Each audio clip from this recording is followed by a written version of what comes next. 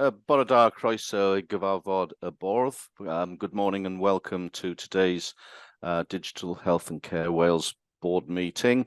As is our usual practice currently, the board meeting is being held virtually, and if you are watching it live, then you can catch up using the link on our website. And again, as in usual practice, we're providing simultaneous translation. I'll just talk you briefly through how to access that.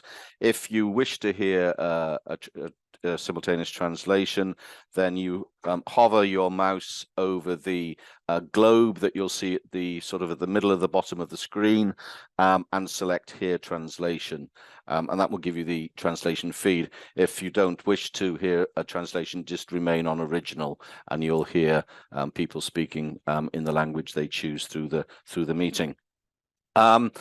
We're not scheduled to take a break during the morning session, but we are scheduled to take a 30-minute lunch break at noon. And we are aiming to conclude today's meeting at 1:30. And people will be aware that we're convening our rescheduled annual general meeting this afternoon at 4 o'clock. So please do join us for that if you can. There will be an opportunity to ask questions.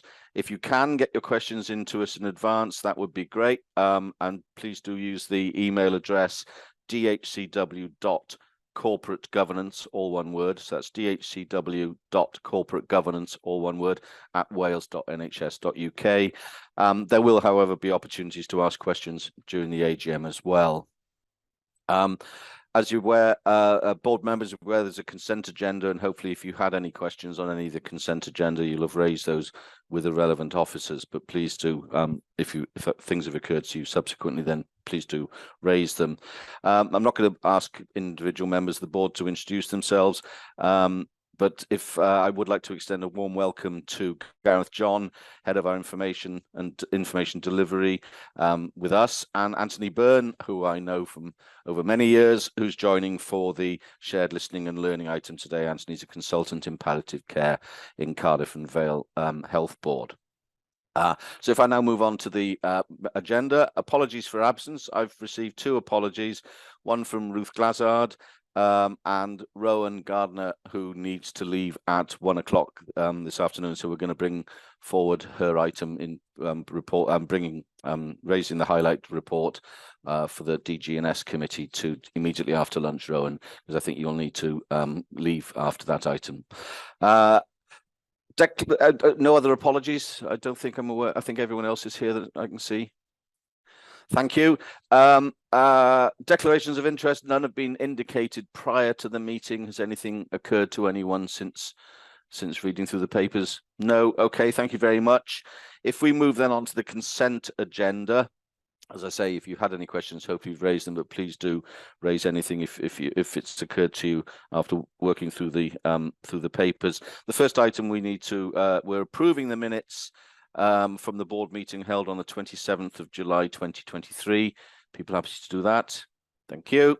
We're approving the private abridged minutes from the board meeting held on the 27th of July. Again, people happy to do that? Thank you.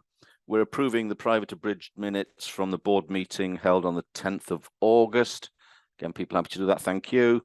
We're noting the actions on the action log, noting all 4 actions are complete. Yes, thank you. We're noting the forward work plan.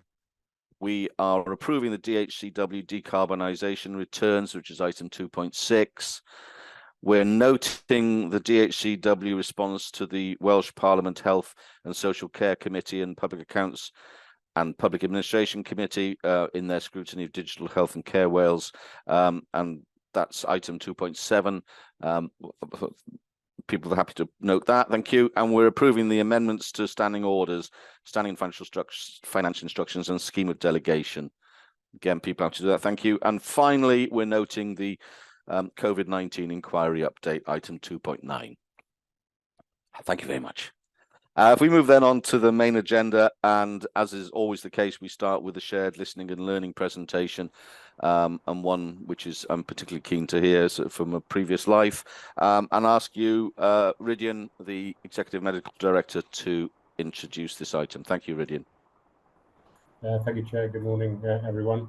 You've kindly introduced Dr. Gareth John, who works for Digital Healthcare Wales, and Dr. Anthony Byrne, who's a palliative medicine consultant in Cardiff and Vale. The last year of life, and in fact any limited life, care professionals and the people receiving care often focus on quality of life. When there's an understanding that the end of life is ahead of you, quality of life to do the things that you want to do is incredibly important. As a data-driven organization, part of our ambition is to collect data that allow people to understand their services in a way that can improve the quality of services that are provided, that can ultimately impact on improving patient care. So I think what I'm keen for this presentation to show is a partnership of collecting data and how the learning from that data helps the people providing care understand what's going well and what can be improved. So I'll hand over to the team, and then we'll have questions and answers at the end.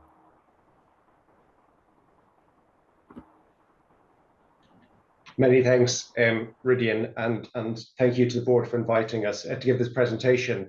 And as you say, we're going to describe a project that is situated within a wider program of work that we're trying to undertake to use digital and data approaches to help our understanding of what is happening to people in the last year of their lives, and emphasizing the point that the focus of our attention really in looking at those digital and data approaches is to use the lens and the perspective of the person rather than the activity of services per se. Next slide, please. And I thought it'd be very helpful just to start off with a definition of palliative care, and the WHO definition, which I find really helpful, which describes palliative care as an approach that improves the quality of life of patients and those close to them.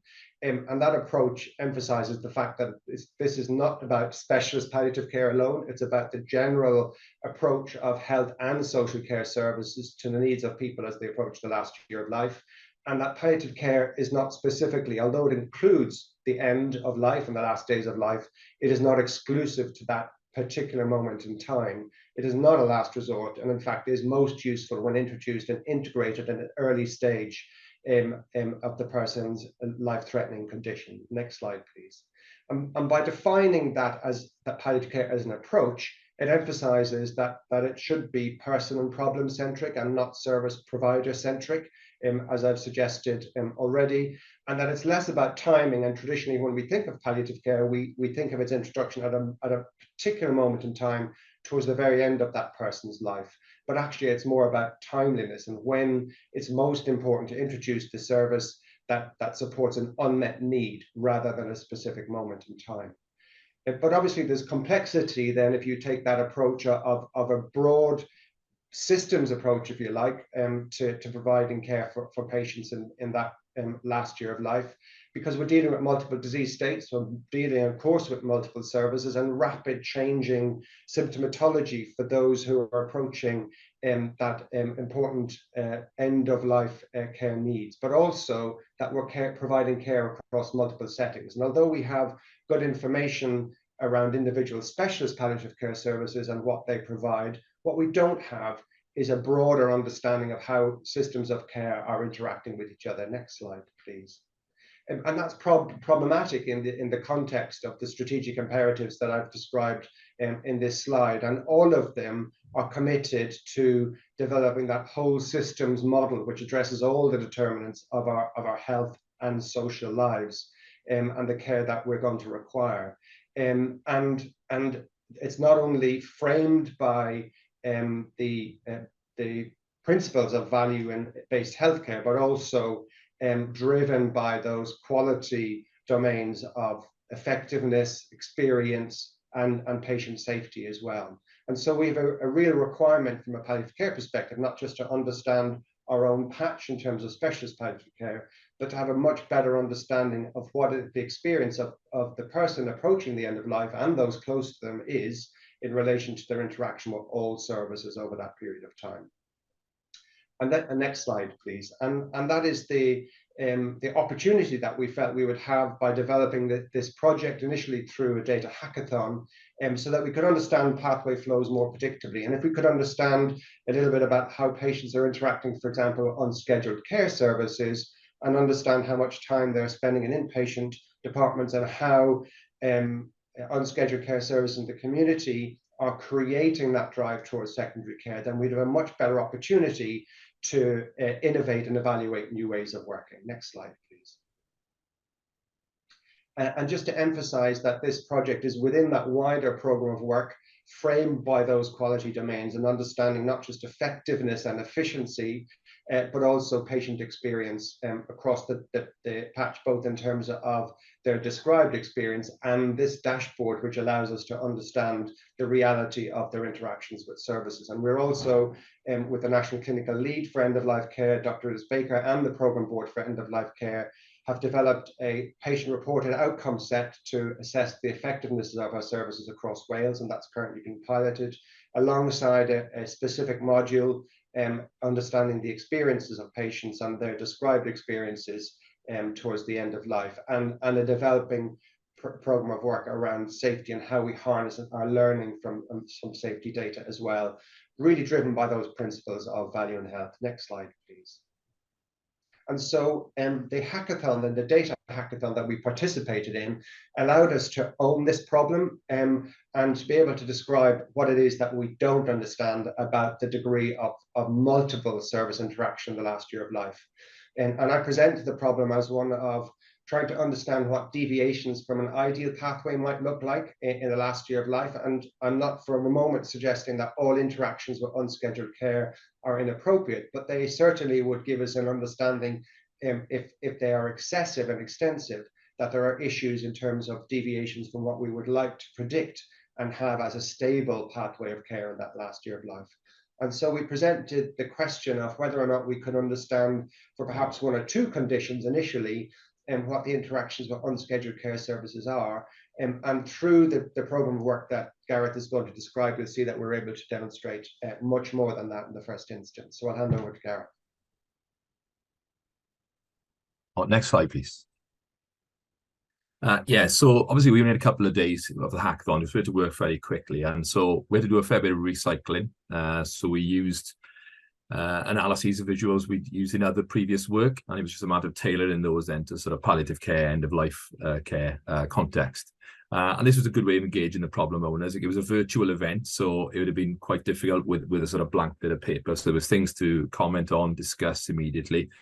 Anthony just could see the breadth of data that was available and how it could be potentially used. And then that encouraged people to come through with their own suggestions and ideas. And so we broadly agreed then what the objectives of the 2 days would be, and then the information specialist could sort of get on and do the analytical work and turn up work. And if needed, Anthony and Idris could go back and do their clinical work. And there'd be check-ins during the day. Next slide, please.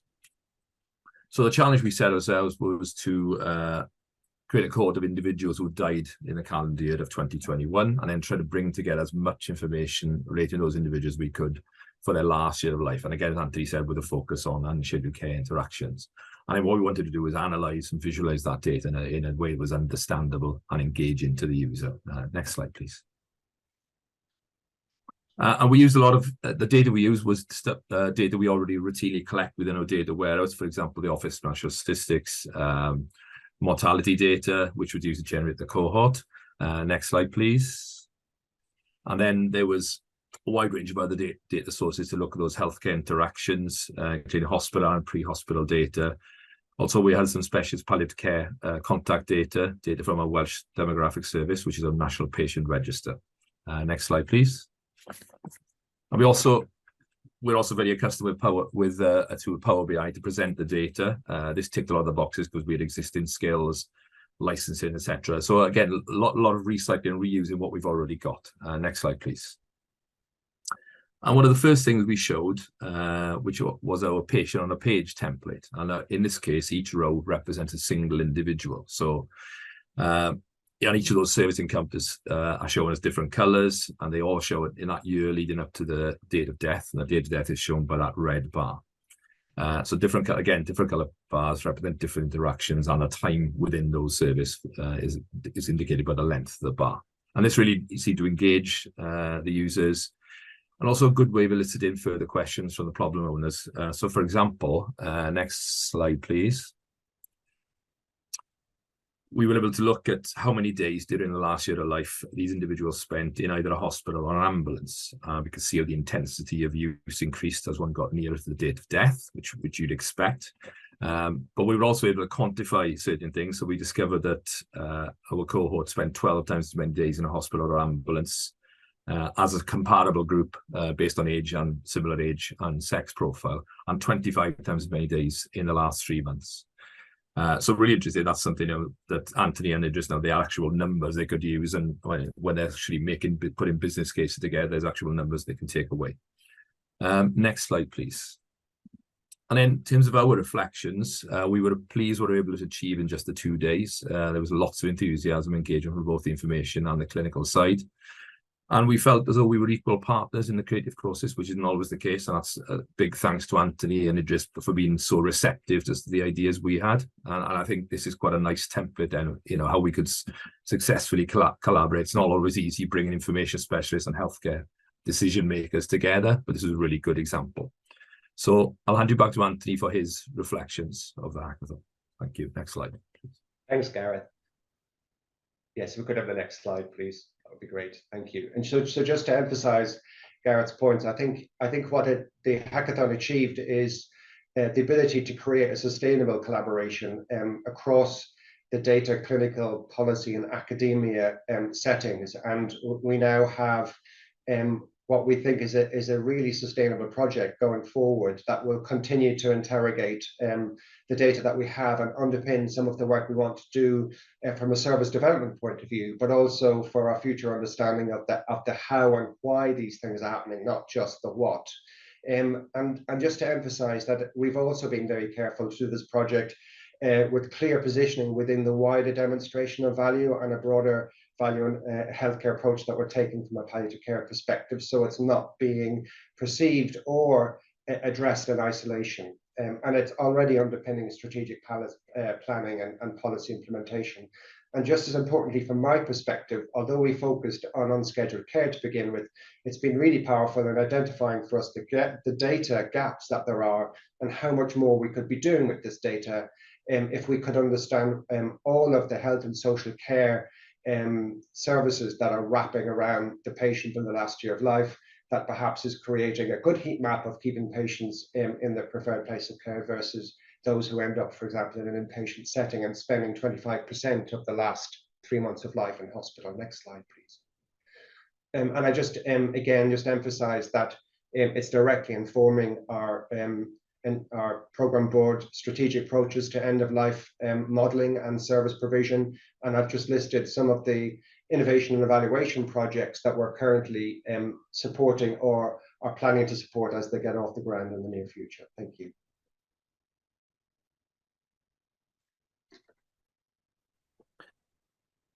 Shall I pick up, Rydian? Okay. Did you want to come back with anything, Rydian, before I open it up for questions and comment discussion? No, just to check that you can hear me, Simon. Yeah. You were a little bit muffled earlier on, but that's much better. Thank you very much, Anthony and Gareth. As Anthony would expect, I've got a number of points and questions, and it's magnificent stuff. And as I say, it takes me back a number of years when we were doing work on looking at hospital admissions, emergency admissions in last year of life. So I've got two hands up, Helen and then Rowan.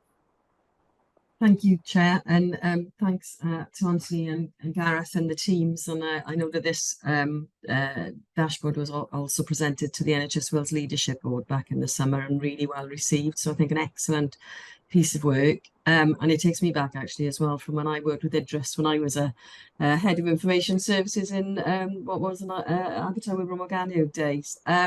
So just the question being, what's next in terms of how you're going to augment the data and the insight that's available from the dashboard? Are there new data feeds that you're going to pull in, and actually how are you going to start to take it forward even further? before you come in, Anthony, Gareth, let's take a couple and wrap them up, and it'll flow better then. So there's Rowan and then Marion, and then I'll take a break before come back to you before Alistair and Marilyn. Rowan. So thank you, Simon, and thank you, Gareth and Anthony. Particularly interesting, one of my very dear friends entered palliative care yesterday. So, you know, this is a very important thing. But one of the joys of knowing her has been to somehow her mischievous and black sense of humour as being central to the process. And at a delightful lunch over the summer, her laughing at her frustration with the English NHS, and I'll say the English NHS to make clear, and describing an encounter, you know, deciding that some aspect of her clinical care was adding very little value, and she wanted to do different things with that time. And so she had called the nurse to cancel an appointment and explained to the nurse that there was very little value in from her perspective in attending the appointment.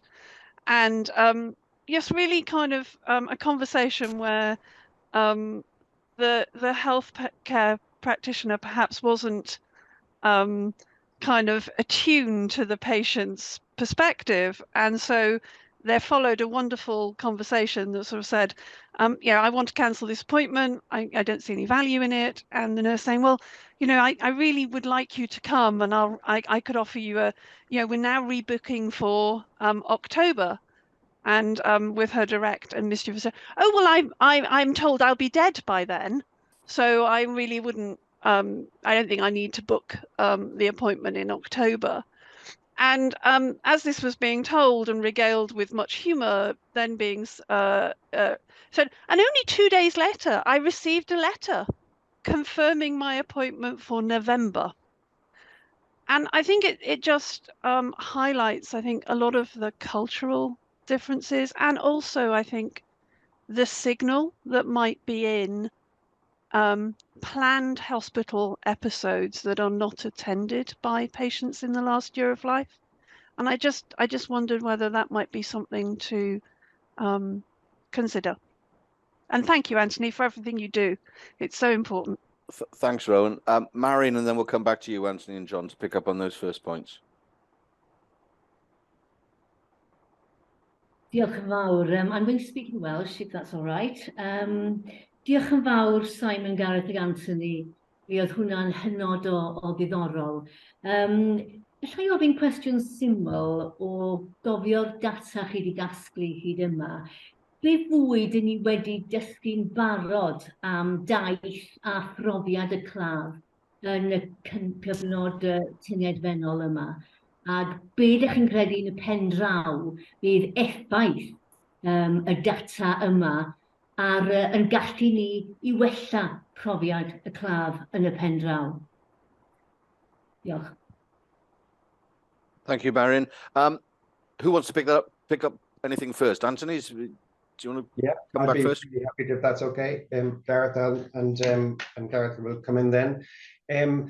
Just starting with Alison's point about what next with the data, and actually underpinning my answer to that with a response to Marion's. We've learned a huge amount about how systems of care are wrapping around, or in fact not wrapping around, patients, Marion. And you know, the fact that we now understand that there are 7 to 8 encounters with unscheduled care services in the last year of life, and a significant majority of that is occurring in the last 3 months, allows us to understand that kind of short end of the wedge, as it were, is packed with unpredictability and uncertainty at a time when we're hoping as services to be providing predictability and certainty. So it's been a really helpful way of us understanding that, you know, not just as a specialist palliative care service, but actually as a health and social care service as a whole, we need to be interacting and integrating in a better way.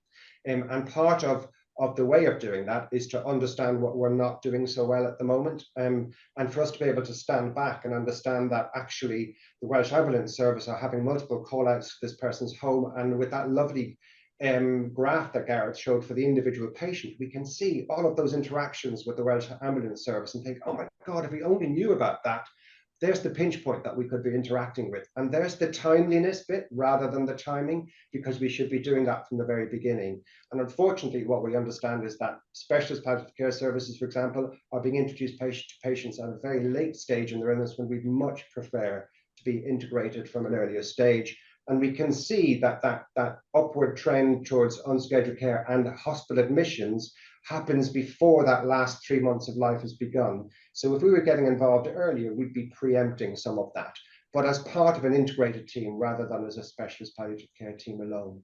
And I think that gets back to Rowan's point about trying to get the right care for the right person at the right time. And by understanding how the services are currently interacting with each other, having that more creative integrated hub where, for example, a patient is not just ringing and getting an answer phone. Your friend was lucky to get a health care professional to speak to over the phone, because very often they get an answer phone.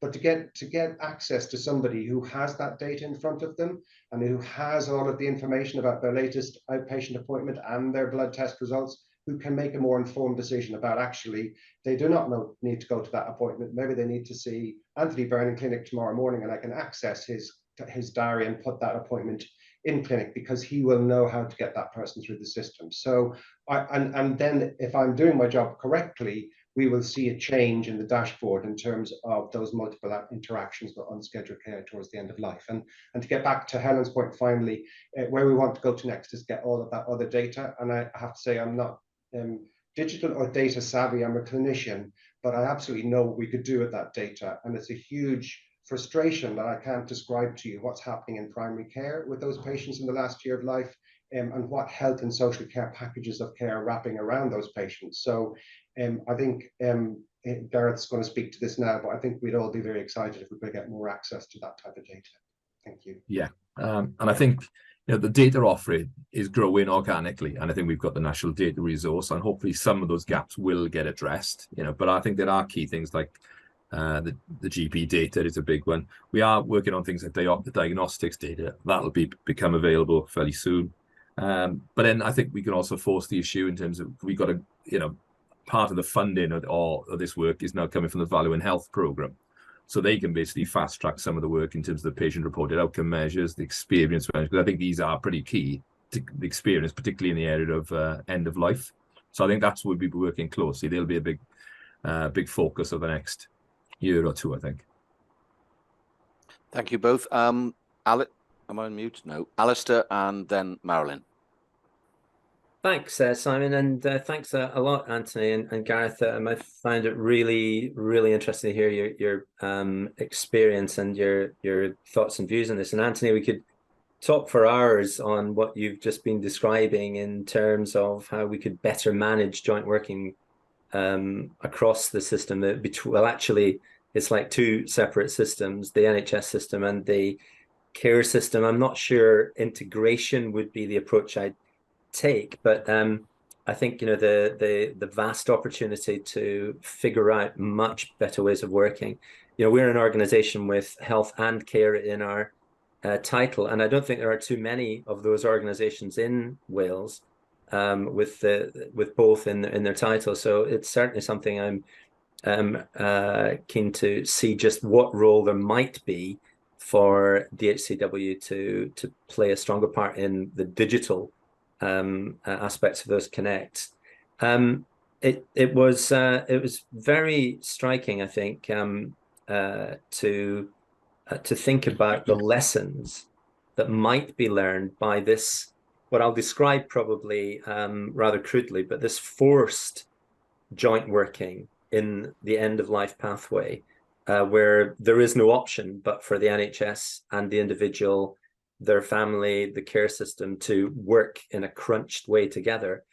And there must be, it's a pretty rare part of the passage of life of an individual where the systems themselves can really draw lessons from it. And when we can turn this data into actionable information that comes out of those lessons, the data is interesting, but to what extent we can turn that into actionable information I think we will have lessons that can really be applied in other areas that can really help. And one of the struggles is everyone is so busy to try and stop the world just long enough to draw down those lessons. But if we can find the space to do that, they may be invaluable in terms of finding a course of moving forward. Just this final thought, if I may, that because most of the palliative work and support is delivered outside the NHS in that end of year period, the focus, of course, is on the individual. But my experience through the work that I've done, as well as personal experience, is that the family members play such an absolutely critical role in this, and the system and how it engages, or the systems and how they engage with the family members. There's a great deal we can do to improve the way that works for both the family, the patient, and the systems themselves. Just very briefly, it does occur, and I've known this on a number of occasions, so I don't know how widespread, but it does seem to me to be systematic, that an individual who is in end-of-life care may be rushed to hospital because they have suddenly a high temperature, and for the patient to be discharged from the hospital at that stage back to whatever care package or situation, back home or a care home, there is a waiver that the NHS, the hospital, will require the family to sign in order to be able to say, look, if the patient has another recurring high temperature or specific bout of illness, that there won't be an urgent referral to hospital. And I was very surprised where I've come across that. But it meant in those situations that I've been aware of, the patient is either going to be staying longer in the NHS situation and not be able to go back to where actually the patient probably would be a lot happier, which would be within the family situation or in the care situation where they will tend to be happier. There's not just a clinical issue, but a palliative care, genuine palliative care issue. So thanks for allowing me to put those points. Okay, Marilyn, and then I've got a couple of points, and I'll come back to you then, Anthony and Gareth. Marilyn. Yeah, thank you, Anthony and Gareth. It's a really good report about what's happening. I just wanted to talk about with the palliative care system, where there's actually people fall through the gaps. So they're actually at end of life, but they can't actually be classified as palliative care. And I've had personal experience of that, and within the community and colleagues of mine who work within the NHS. So even though it's great that we've got systems that when we can monitor it and it comes under there, but one of the things I sort of like to highlight is perhaps there's also capturing the people who need those services, or who are, accessing, ambulance services, hospital setting, and perhaps are not getting recorded. And as I said, from personal experience, I know that that's happened with the end of life for people, and lots of people within the community in which I live. And so I'm just a little bit concerned about that. And I'm really passionate about the person-centered approach, and I think that that's great. But for me, I just want to sort of think about who owns then the accountability. So once we know that we need those structures in place, who are we going to make accountable to take things forward, and like Helen said earlier on, to take the action. So thank you, Marilyn. A couple of points. It's really, as you'd expect me to say, Anthony, Gareth, it's really great to see this, because it's, unpicking exactly what the care pathway is in the last year of life is the sort of first base on designing care pathways that are much more in the better interests of the individual, and those caring for them. What the first point I got is picking up on what you alluded to in your presentation, and Alistair's point is the ability to capture data in those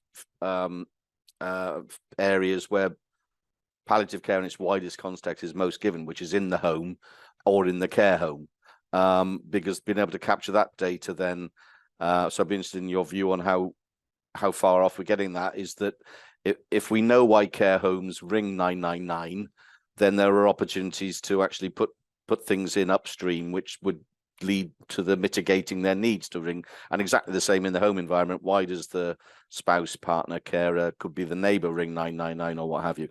So it's capturing that sort of data. And then the next question is, what's the timescale in moving into other diseases? Because clearly, when you get into dementia and multi-comorbidities, the care pathway is going to get more and more chaotic. As you looked at liver, which one assumes is a specialist service that people are going in to see potentially specialists in that disease group. But when you're looking at someone with heart failure, dementia, and COPD, let's say, then you're then going to get really chaotic pathways which have lots of interventions. So what timescale do you envisage in moving into other care pathways to attempt to unpick what might be addressed in giving people a slightly less chaotic last year of life? So should I start off, Gareth? Is that okay? And yeah. So your first point really is about the how and the why it's happening, Simon. I think that's what Alistair was referring to as well. It's great.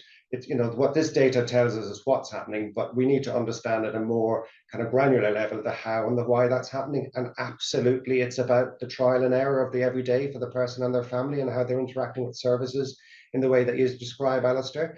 And so that's why we have set this project up not as a simple dashboard that gives us data, and it's great to see the data.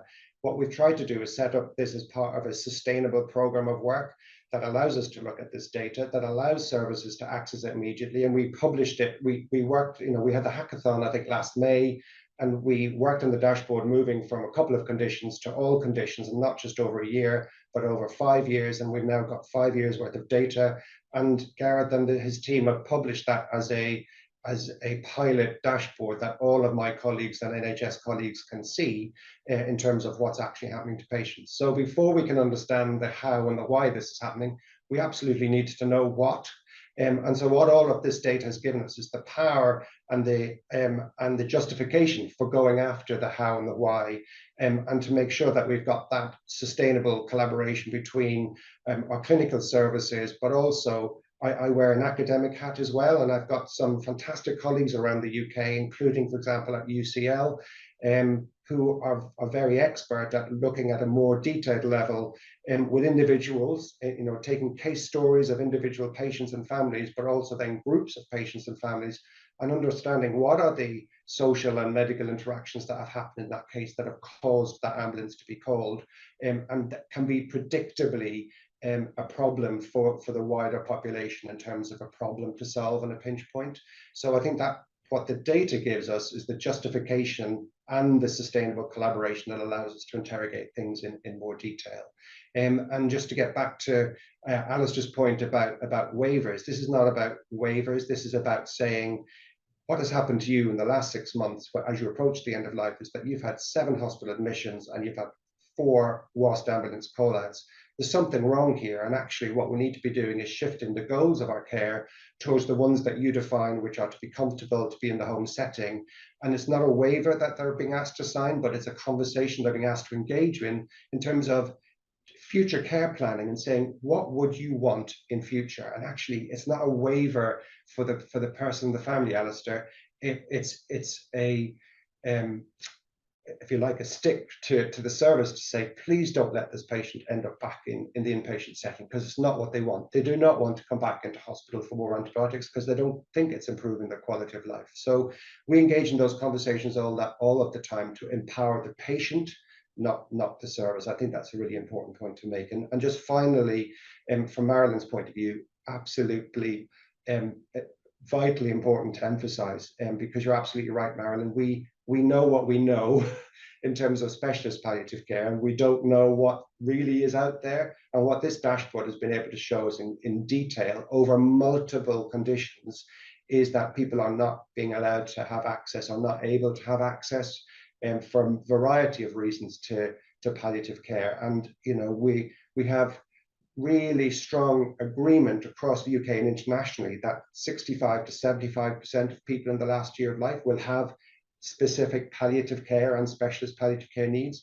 And we know from the dashboard that only 37% of people are accessing it. So again, that that allows us to generate the conversation around resourcing and access.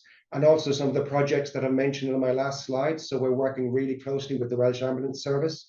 And there are some great pilot projects in Swansea and Cardiff where the Welsh Ambulance Service work very closely with us.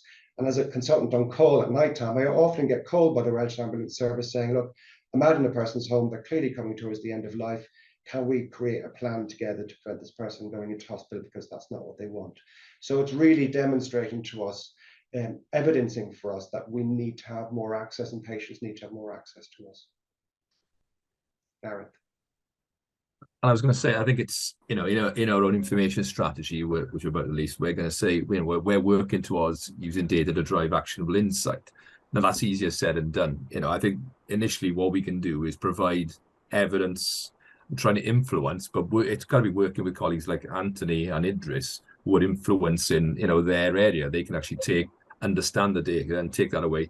So you can start those conversations, even just by observing the data. You can see, well, actually, does this look like a well-functioning service? It stimulates sort of a conversation. So rather than just relying on anecdotes, now we've got some factual things, we've got some numbers where people can actually start to debate. So it's a long way. It's tricky when we get into sort of predictive and trying to suggest how the service should change. That's a step, a few steps away, isn't it? But I think that's what we want to drive to. But we can only do that with Anthony Idris sort of, was directing us in terms of what data they need, what decisions do they need to be able to make, and how do we need to fill the data gaps, really. Thank you, Gareth. Yeah, absolutely, isn't it? If you don't know what's happening, then you can't fix it. It's just then getting people to knuckle down and fix it. Ridgeon, did you want to come back in concluding? And yes, if I could, Chair. I think the board will be aware that we have a series of these. And actually, we're building up to a position where we can start to see how the jigsaw fits together. For example, the single electronic record provides the visibility to information across the care pathway. We know that we've got 35,000 care professionals across Wales, being able to access that and directly read and write into that. That's extended to the acute services in WAS, the opportunity for the WAS clinical hub to see the care pathway. As an oncological surgeon that deals with end of care, particularly renal failure, I work carefully with palliative care, and often there can be different decisions made in different areas of the patient journey that often contradict what the patient wants. So getting the patient's view at the center of that pathway is key. Just a couple of things I wanted to go back to was the conversation about what the patient wanted in terms of hospital care and follow-up. People are familiar with the did not attend and the could not attend, the introduction of the C on symptoms and the important PFU, patient-initiated follow-up, again allows patients to make informed choices. The National Data Resource, the work that we're leading with Rebecca Cook as part of Digital Healthcare Wales, Value in Health, previous presentations from Rachel Powell in our Information Directorate, emphasise why it's important to collect and validate data and then present it to clinicians in a format that they can consume. And again, you've seen one of the tools, Power BI, being used for that.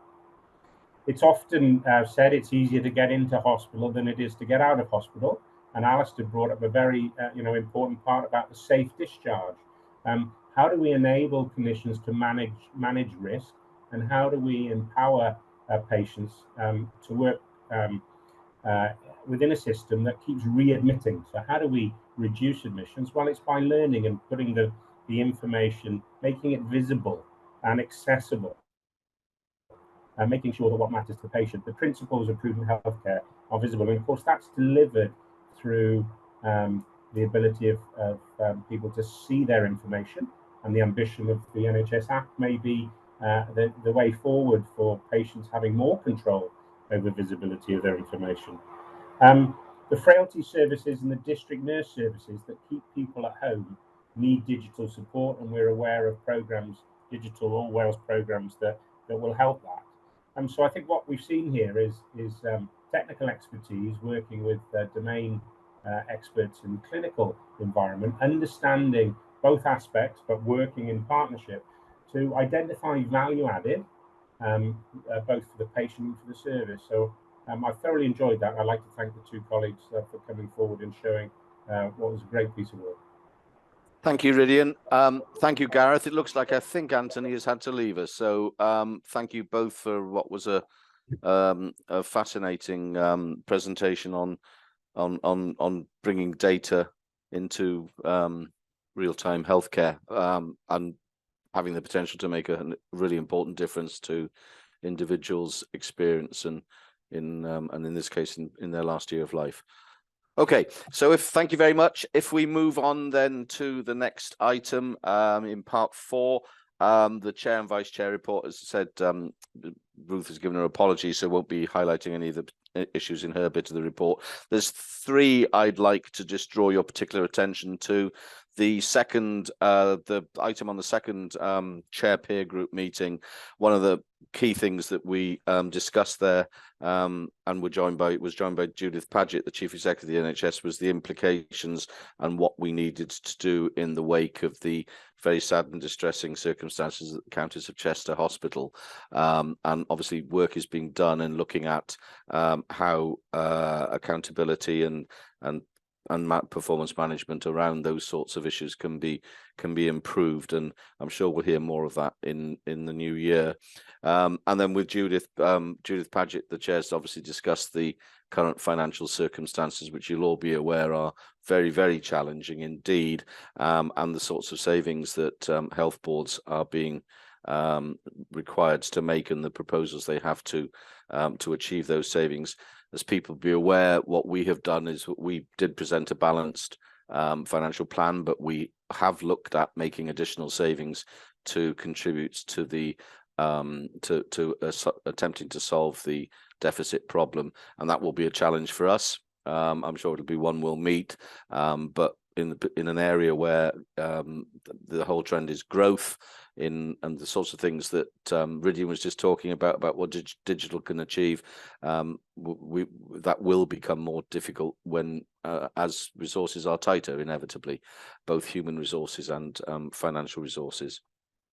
The next one I'd like to highlight is my meeting with the chair, Medwyn Hughes of Llais, the Citizens' Voice body, and that was a very useful meeting in a number of contexts. One, the way in which we can promote Llais, and we have a duty, and that's been added to our standing orders, our duty to promote the work of Llais and to promote the organisation.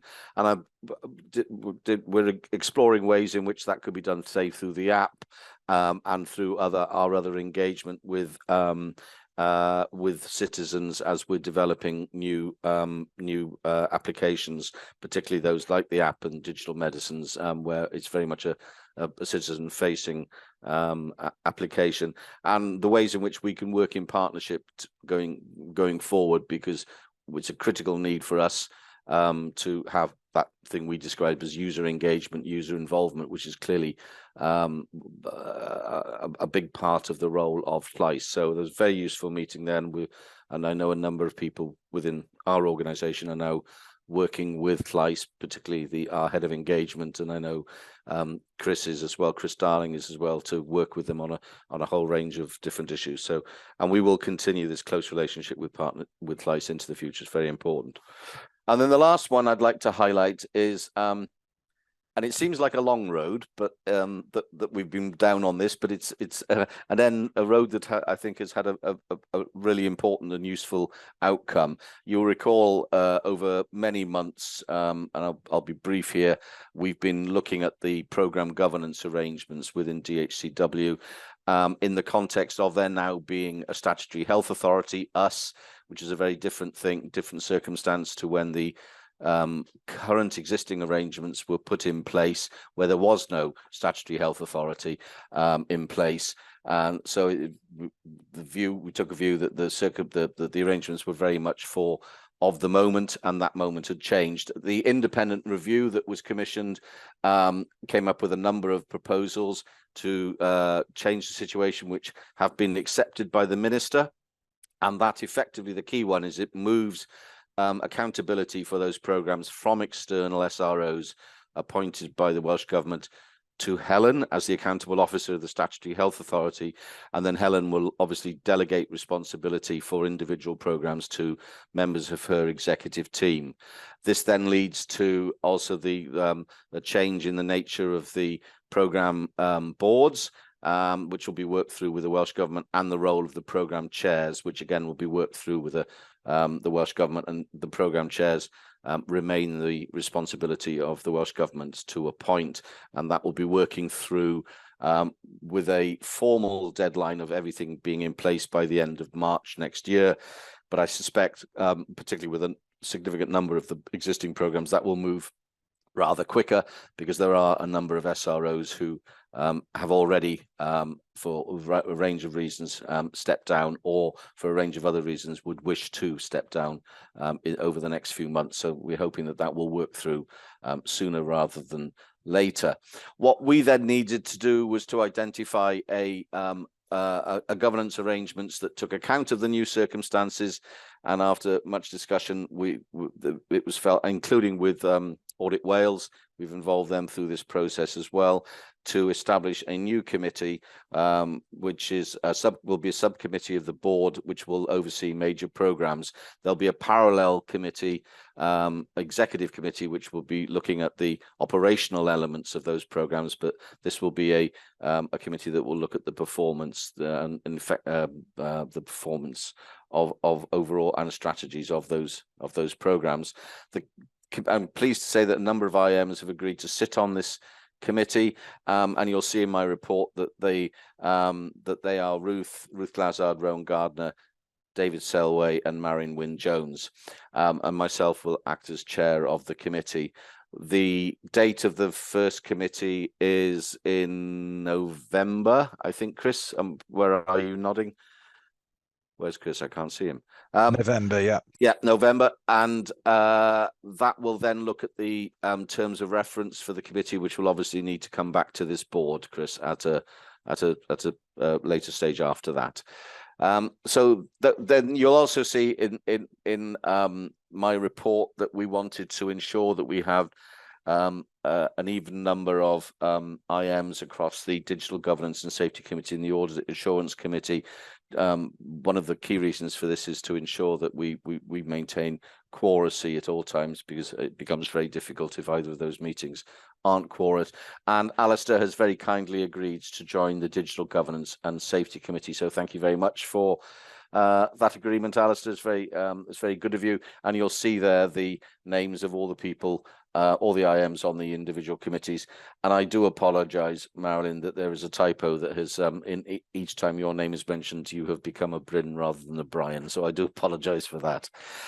So that's all I wanted to raise out of my report. If there's any questions or comments on that, but I do ask you to formally approve the establishment of that committee that I mentioned, the Programmes Committee, and the committee membership. So we do need to put that on record. So please, if anyone has any comments, raise your hand. If not, if you could nod your assent to the thank you very much. That's all I wanted to really draw out of my report. And we'll then move on to the Chief Executive's report, and I'll hand over to you, Helen. Yeah, Simon.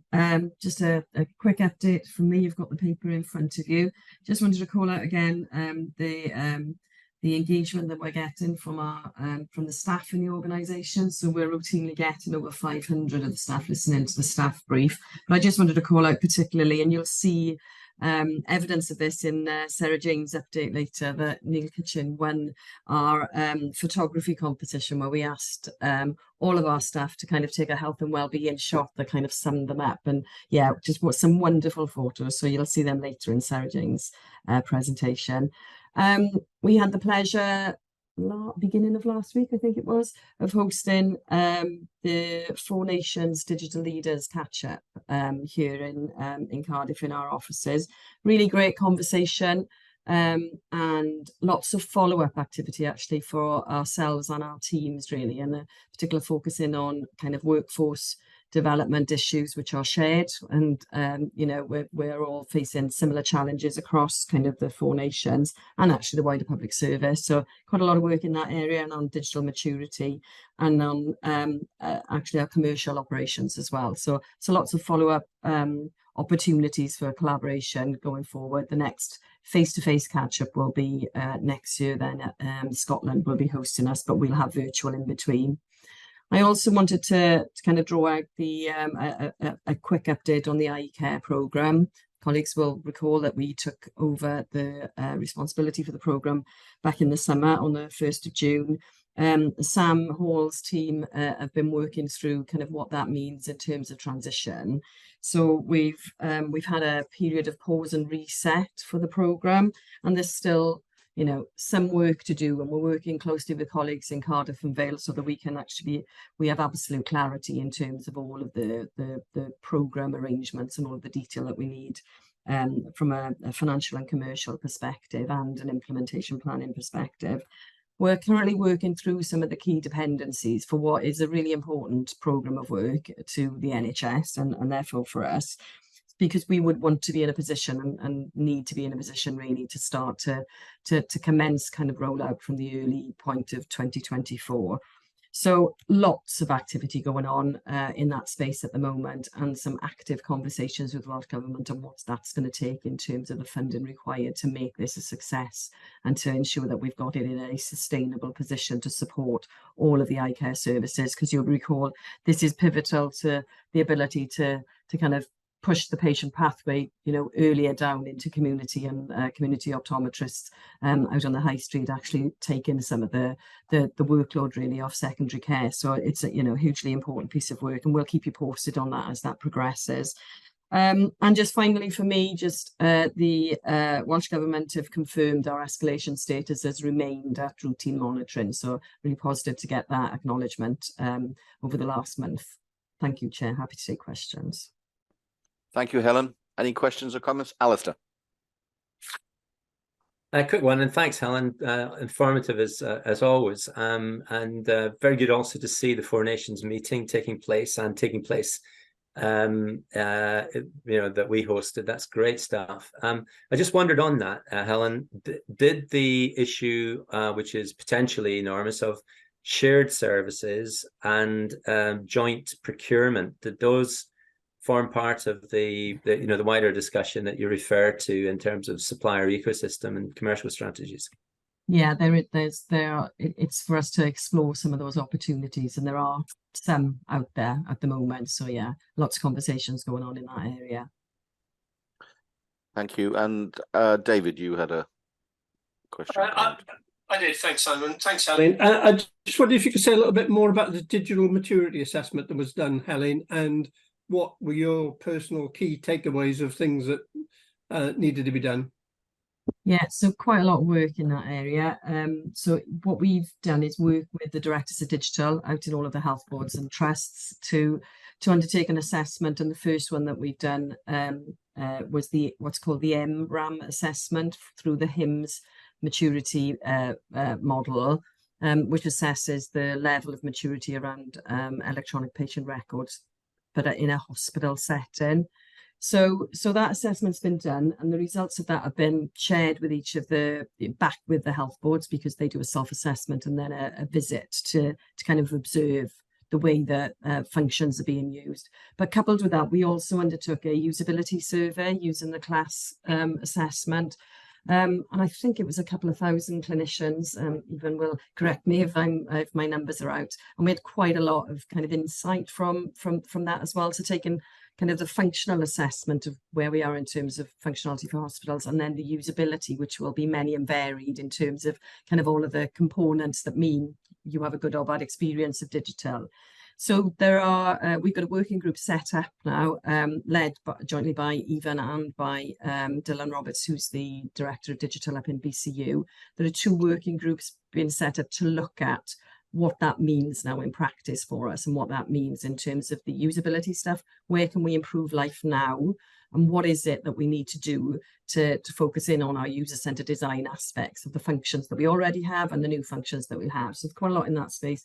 And in the functionality space, it's understanding kind of the scope of an electronic health record for Wales and where the gaps are, particularly around kind of how you kind of move through the assessments. So we scored relatively low on the assessment in Wales, but actually we scored relatively highly through each of the stages. You have to score 80% on 0, then 1, then 2, all the way up to 7. We scored quite. The big step we'll need to make in Wales will be electronic prescribing in hospitals. That was a big kind of take home from it. And then the ease of use, if you like, of a single system that's allowing a clinician to manage a patient pathway. So we've got lots of good stuff in Wales, but actually it doesn't necessarily compare in the same way as perhaps a big EPR provider would be measured. So still some of those kind of nuances in it, but it gives us the data now to start to work with, to work collectively, not just as a system in the NHS, but with Welsh Government, but being clear about our priorities actually. So it'll allow us to really inform where the scarce investment that we have actually should be directed. Rowan. Thanks.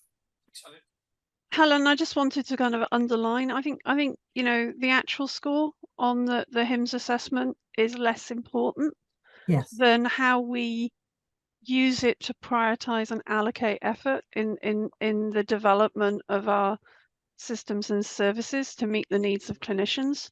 You know, it is a well understood international standard, HIMSS, in the area. It obviously kind of you know, has been applied to situations where people are buying fully integrated off the shelf healthcare systems and you know, perhaps those are naturally more able to score more highly. But I would be pretty open that where our number is, it's our number and it reflects our position and it gives us a baseline to monitor progress from. It does, yeah. Thank you, Rowan. Thank you, Helen. Thank you. People happy to receive and note Helen's report? I'm sure you are. Okay, if we then move on to part 5 of the agenda, the strategic items, and we first up with the finance report, and I'll hand over to you, Claire, to take us through that. Thank you, Chair. Can everyone hear me okay? Yes, perfect. Right. Okay, it's hopefully you'll see some slides come up on the screen in a minute, but I'm going to take you through 2 parts really today. I'm going to focus firstly on the NHS Wales financial challenge and DHEW's response to that challenge, both the process but also the revised savings targets that we now face. And secondly, I'm going to talk you through the results as at the end of August, which I hope will give you some comfort in terms of our ability to deliver on those savings plans. So if we move to the next slide. So that summarises what we're going to do in terms of the NHS deficit and also the financial performance. So if we move to the next slide and the next one. Okay, the chair alluded to this earlier in his summary, and really what is underlying the financial challenges that we face here in the NHS. There are notable inflationary pressures. We've seen that through the responses I've been giving you over the last 12 months in terms of digital inflation, but we're also seeing that in energy, and we're also seeing the hangover from the COVID pandemic, where we're seeing consequential increases in the demand and activity, which is relating and translating into higher service pressures. And underneath all of that, we all are struggling with resources.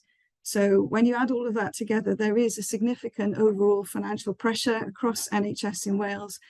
And the Minister spoke, we touched on it in the last board, with chief execs and chairs, to highlight the challenges ahead and to encourage us, even though we've presented a balanced plan and we are not showing a deficit, to look at additional savings to help the overall NHS position. She was also clear that everything was on the table. So we left no stone unturned and we looked at all our uncommitted spend. But we had to prepare a formal response by the 11th of August as to what we could do at DHCW. So if you turn to the next slide. So to ensure that we did look at all possible angles, the whole exec team were asked to go away and scrutinise their uncommitted spend.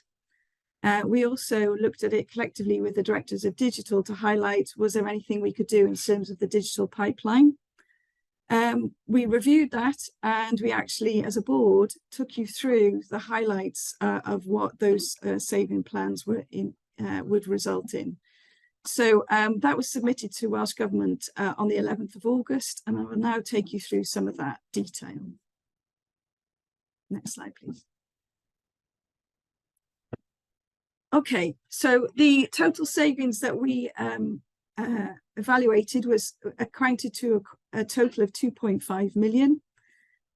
We looked at both our core funding and our ring-fence funding, and you can see that nearly 71% of our savings came from ring-fenced funding. That's funding that comes indirectly to DHCW through GMS, but also through COVID funding. And we also looked at the split in relation to pay and non-pay. And as you can see, predominantly it was non-pay related. That related to 61%, 1.5 million of what we're proposing, with just shy of 1 million of pay. And to translate what that meant in terms of FTE, it was roughly 16 recruitment freezes that would equate to as a result of those savings. So I'm now going to take you through it in a bit more detail. So if we move to the next slide. So the additional savings of 2.5 million incorporated the following list of initiatives. Each of those was quality assessed. And as you can see, the dark blue relates to non-pay impacted, with the light blue being pay.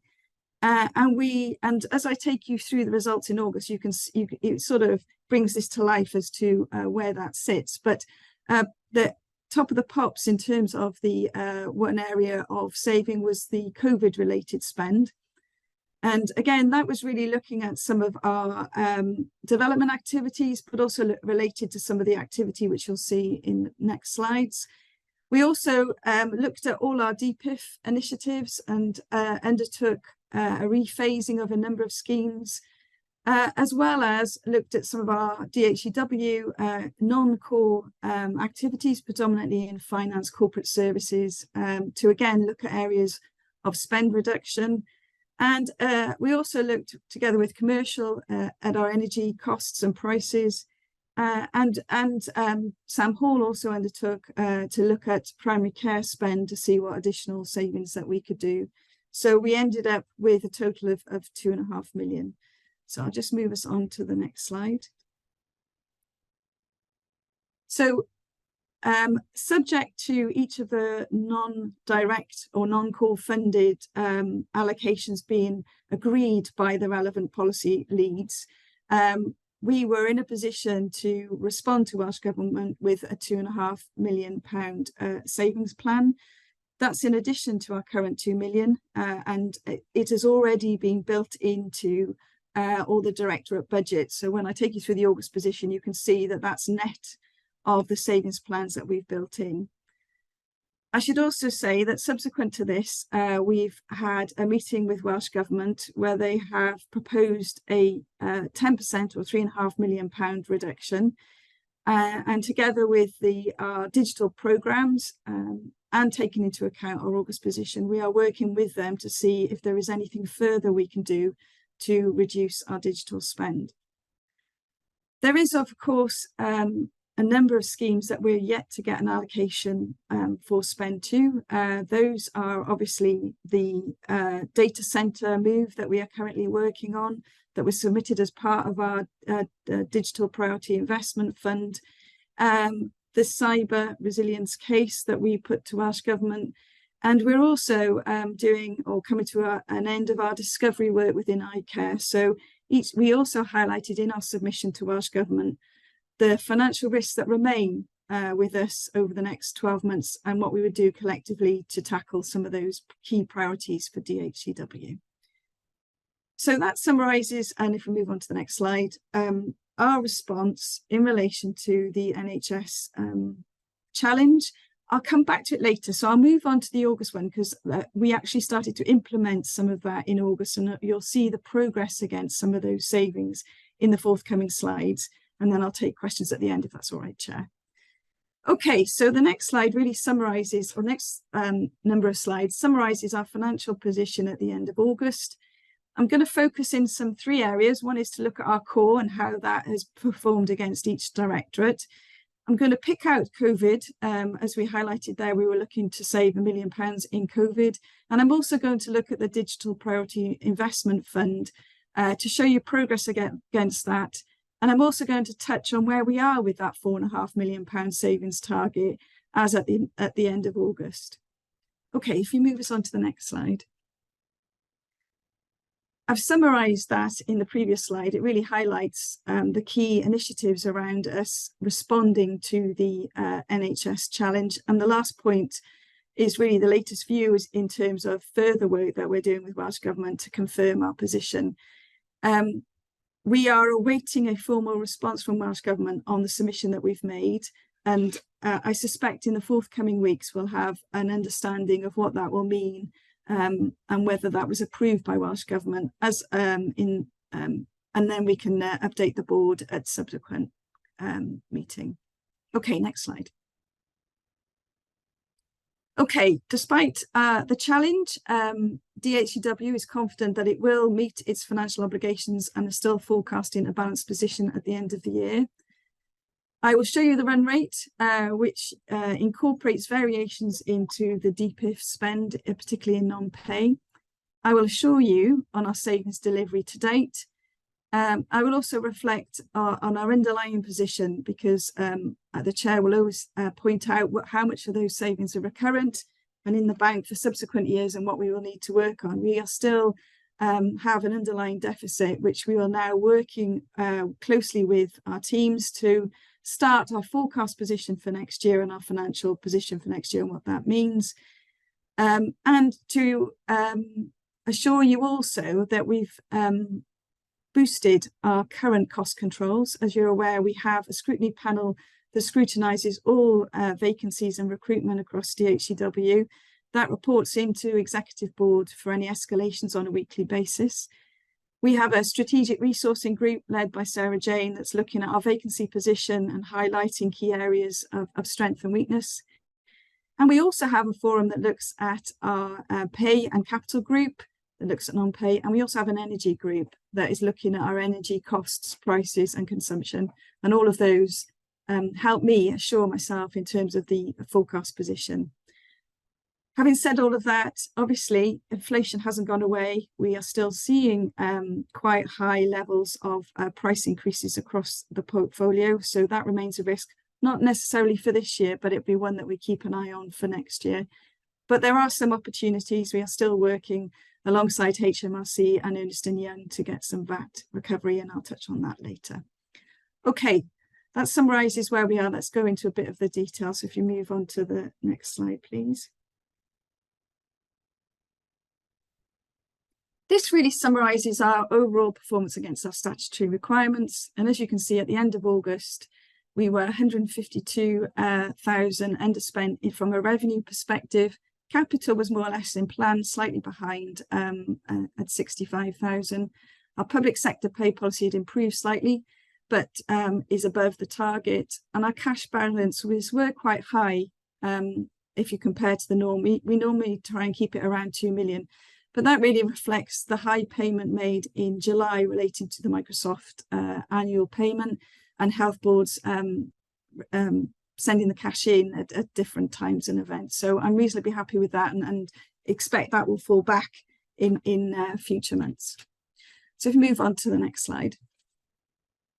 Okay, so in relation to our revenue spend, this one really shows you the run rates that what we've achieved in the first 5 months, but also the outlook for the rest of the year. It varies greatly at the second half year, reflecting the variations in payments around the and work done in relation to our programmes. And you can see that it did come down in terms of both pay and non-pay in August. Again, in July, we had the pay award settlement, which is why pay was particularly high. but in August we had a lower but slightly in line with plan non-pay.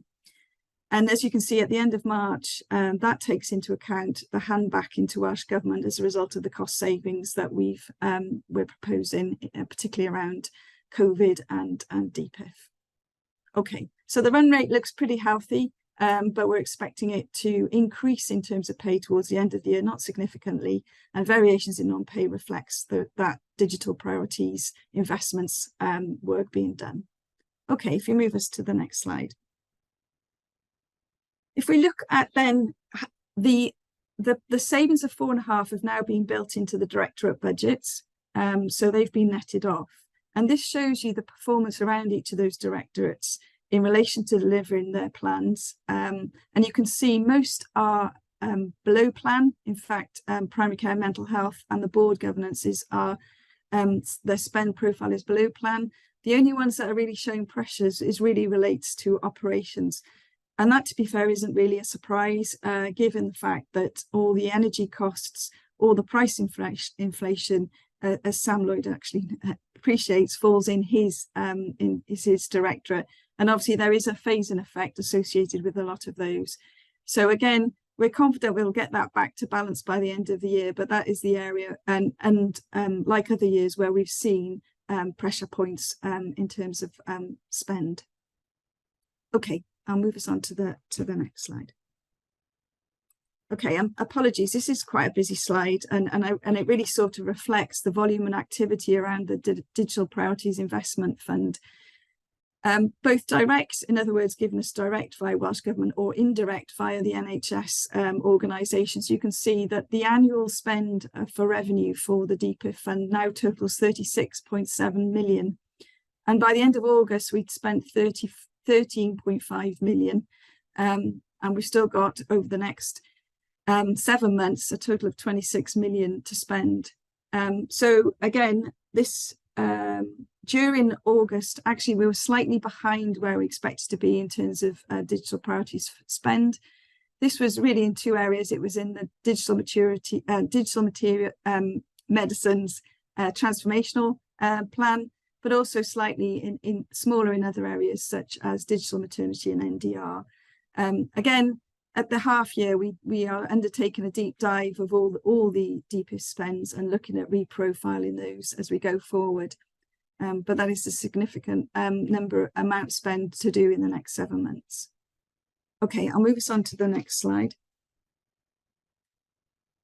which then reflects the COVID activity and spend over the year to date, and also forecast levels of spend. You can see that in TTP, we've actually reduced the number of licenses to reflect a fall off in the amount of activity, but equally we haven't actually had much activity around letters in relation to vaccine year to date. As you can see in the graph below, that shows the license volumes fall for the TTP, but also if you look at the text and letter volumes, they are a lot lower compared to previous years, and that's because we've actually looked at alternative ways of delivering those that information. That therefore creates a backdrop which has enabled us to actually look at and reforecast going forward, which underpins some of the savings that we've proposed in this area. So I'll move us on to the next slide. Okay, so this slide now summarises our revised savings plan that incorporates the additional £2.5 million that we are contributing to the NHS as part of the challenge. I've broken it down by the initiatives that we touched on earlier, and that you can see at the end of August, of the 4.9 or nearly £5 million worth of savings, we've actually achieved 3.6 million. And we were ahead of plan with our recruitment or vacancy factor. So that has enabled us to deliver on our plan and actually bring us slightly ahead of where we need to be in terms of our savings plan. So that's where we are at the end of August. And obviously that position will enable us to and inform us in terms of if there is anything further we can do to support the NHS challenge in the next 6 months. Okay, if we move on to the next slide. Okay, and then we're going to look here at our capital spend. capital is really split into two. We have a discretionary capital budget of 2.6 million, which is dominated by the data center move that we're undertaking. And as you can see, the spend against that is increasing monthly and will also increase significantly now as we ramp up towards that go live. And then if you look at the Digital Priorities Fund, we've got 16.2 million of spend there. And as you can see, that spend now, given the improved position and clarified position in terms of link, but also in terms of risk, will also start to increase now as we go through the second half year. We have then 16 million to spend before the year end, and we are confident, given the projections that we've given, that we'll deliver on that spend. Okay, next slide, please. So as we've already touched upon, inflation and energy costs can continue to be a risk, and actually energy is currently risk stroke opportunity, depending on the position. The financial challenge is a risk. We've built that in to our forward projection, and we're seeing that, but we haven't had it all signed off yet. We're awaiting that, and we should know that towards the middle of October. There are some opportunities. We are working, we had a meeting this week with Ernst & Young on our Microsoft VAT recovery, and we are hoping that we will bring that to a conclusion in October. And as you saw there, a financial opportunity in terms of vacancy position.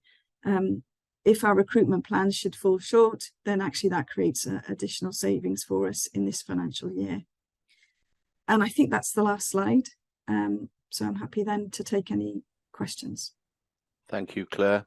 If we just take the slides down so that we can see everyone. Great, lovely. Okay, Alistair. Thanks, Claire. Extraordinary times indeed. Looking at the time frame in which the system as a whole was given to come forward with their well described as emergency savings, it seems like it was 11 days or 10 days. At least it looks like the requirement came through on a Monday, which was a good thing. And the requirement for those organizations in the wider system to bring forward actionable plans to reduce the deficit by 10, 20, 30% for 23-24 specifically, doesn't that just leave us with a much bigger cliff edge come 24-25 unless those cuts are maintained in the forward plan? And if they are to be maintained in the forward plan, surely to goodness, this requires a strategic review of reshaping services rather than the 10-day exercise in, salami cuts to services across the system, wherever they will be. And, overspends in other places are clearly having a very significant impact on DHCW plans to be able to move forward as well. So this is clearly, extremely linked together. So just interested in your thoughts on that, because they do seem to be very key issues. Should we take a few questions, Claire? Probably be easier. I've got David and then Marion. Thanks, Simon. Thanks, Claire, for the update. My question was really around the savings we're looking to make on COVID. I understood that we've changed the way we're communicating. So does that mean we're isolated? If there's a new variant of COVID that's emerged, which might see an increase in cases, is there any risk in the savings we're planning to make if we do get another wave of COVID hit us, particularly over the winter months? Marion, and then Rowan, and then I'll come back to you, Claire. Diolch. Thank you, Claire. Thank you for the clarity of your presentation. It was really very, very helpful and clear. Can I turn to the DPIF, and appreciative that there's a lot of profiling going on, a lot of work going on in this area, but we're looking at a potential cost reduction here of 3.5 million. That's a significant sum. And I just wondered whether you could elaborate a little bit on the potential impact of that cost reduction and what levers, I guess, in addition to just deferring spend, if there are such levers being pulled, what levers are you considering to identify further savings in this investment pot? And then Rowan. Thank you, Simon. I think I have two questions. One is kind of the ability of the wider system to react and deliver savings, and what impact it might have this year. So in February, March, whether there'll be a further squeeze to try and bring the system into a manageable deficit.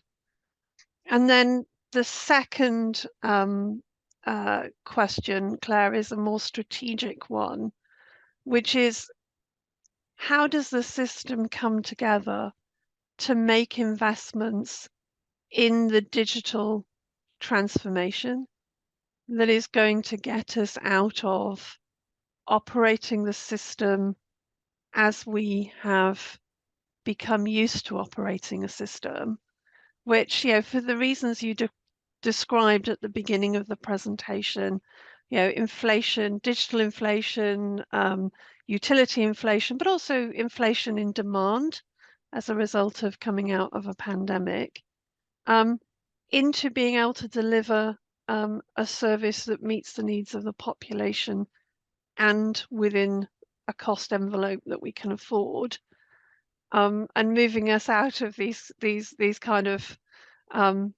ringing bells to find savings in a short period without the ability to have those conversations across the system. Yeah.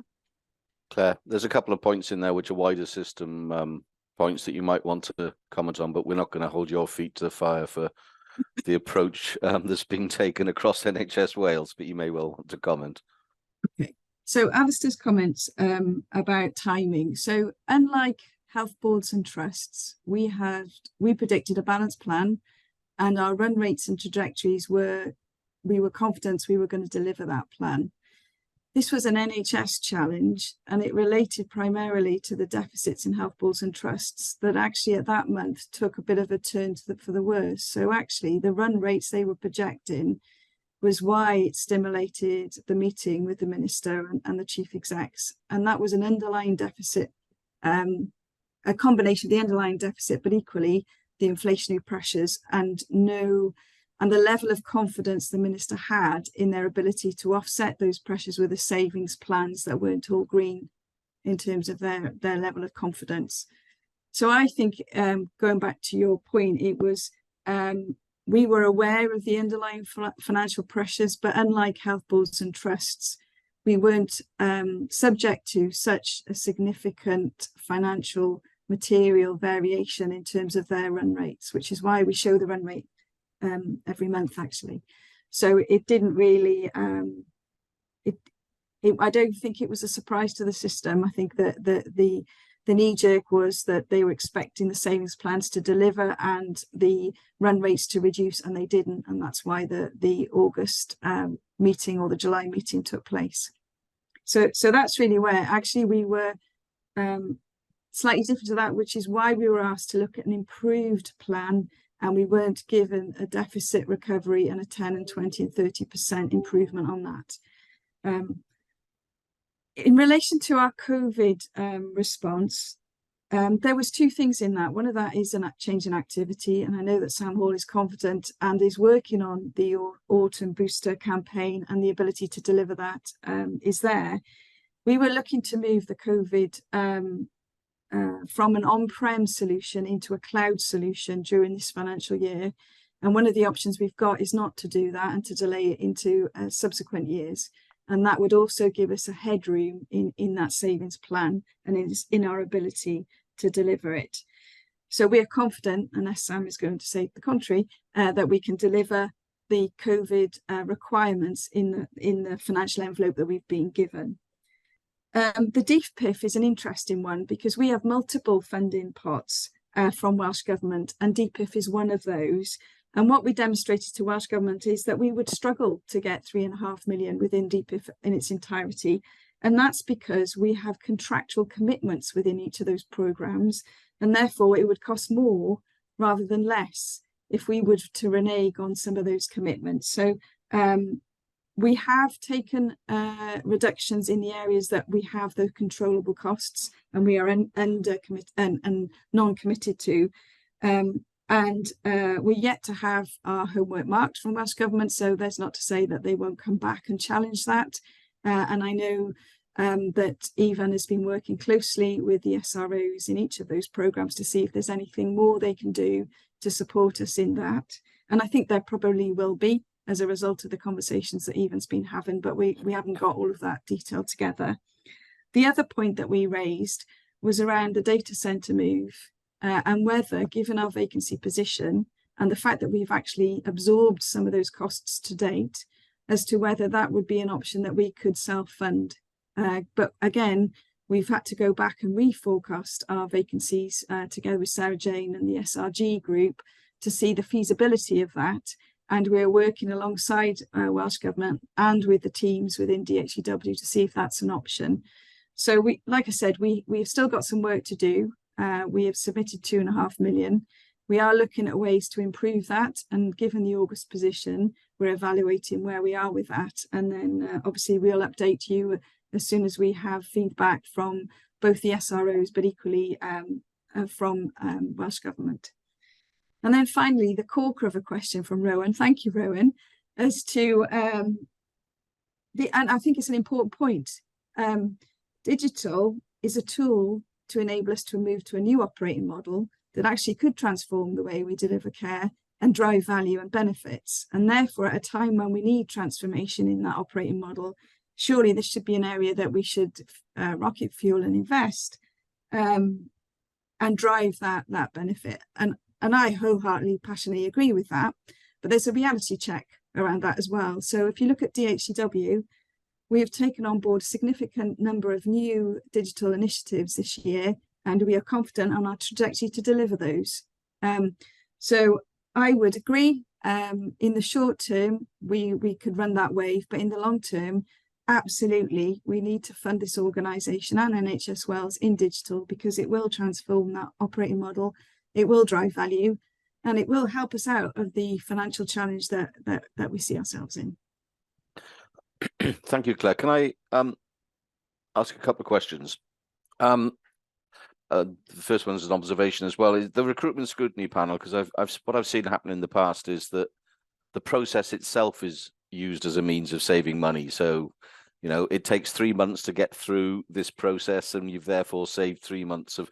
So, some reassurance that is the approach we're taking is mindful of the urgency of potentially some recruitment, or the implications of not recruiting on other bits of the business, so that it's just not an across the a sort of across the board process, and we're actually just using the time it takes to get something through the panel as the means of saving money, as opposed to a much more objective approach. And the second question I got is what are our levels of confidence or optimism around the VAT recovery?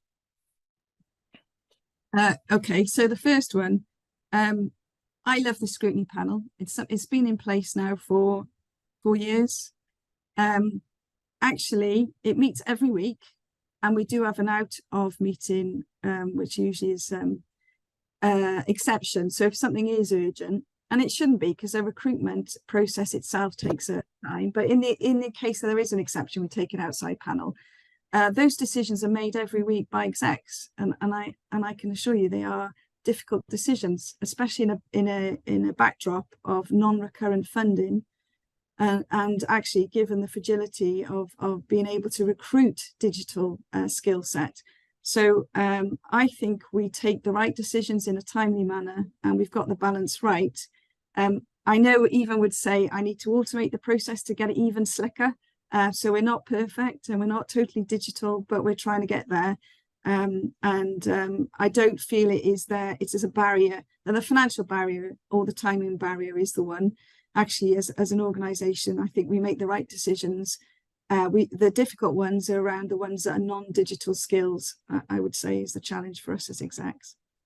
And the second question around the VAT, it is disappointing that we were aiming to update the board by the end of September.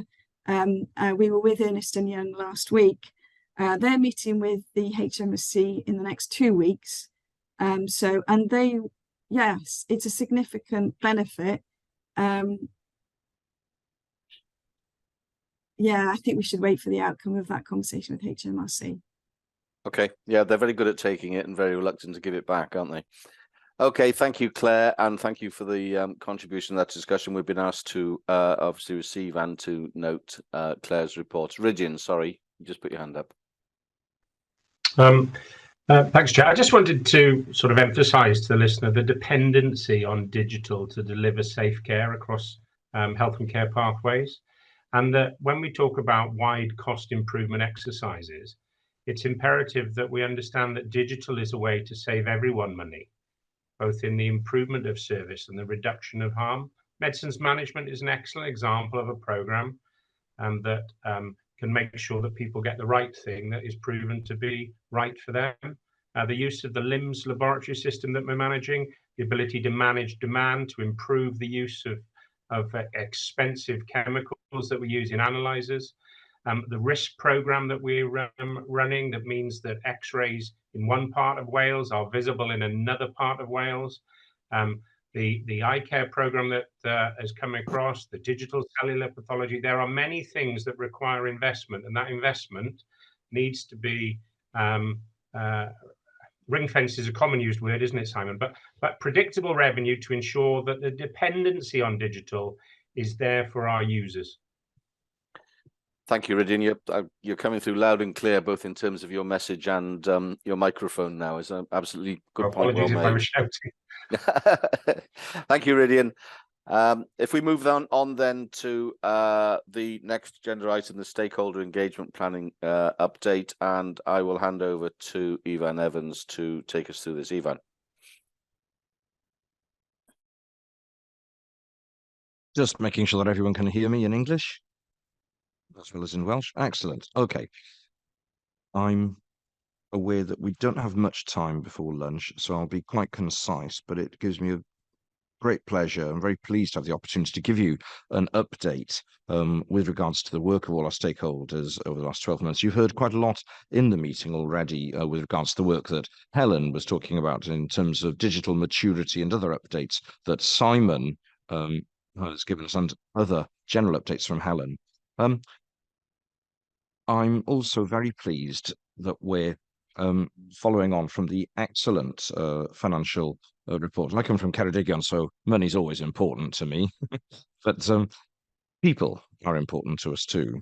And there will be pressure upon us over the next few years, and we'll be relying more and more on the quality of our people and the relationships we have with them and our main partners. So that work of engagement and communication is all extremely important, and you're going to hear about all of that before lunch. So to be concise, you will be aware of the engagement strategy that was agreed 2 years ago almost, and about a year ago we appointed a head of engagement, a new head, Nadine Payne, and we looked at a plan that had been reviewed, revised and improved, and this report looks at the work undertaken in that 6 months since then.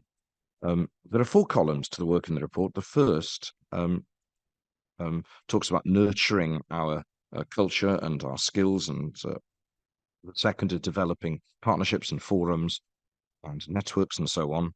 And the third is to increase the profile so that we're recognised and acknowledged as leaders in the system. The fourth column is being able to respond flexibly, that we listen, that we improve, and that we cooperate with our stakeholders. There are very detailed comments in the report. I'm very happy to take questions, but this is a report for noting mainly.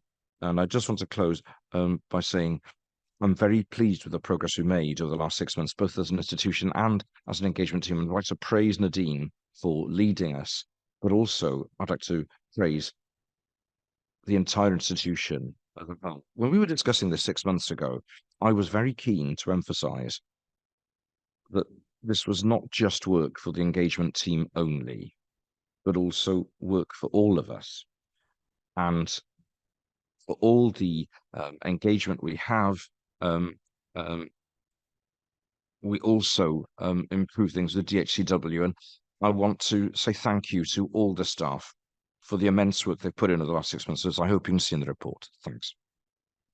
Thank you, Ivan. I think that's a point well made, that it's everyone's responsibility to engage appropriately and with an agreed message and an agreed way. David.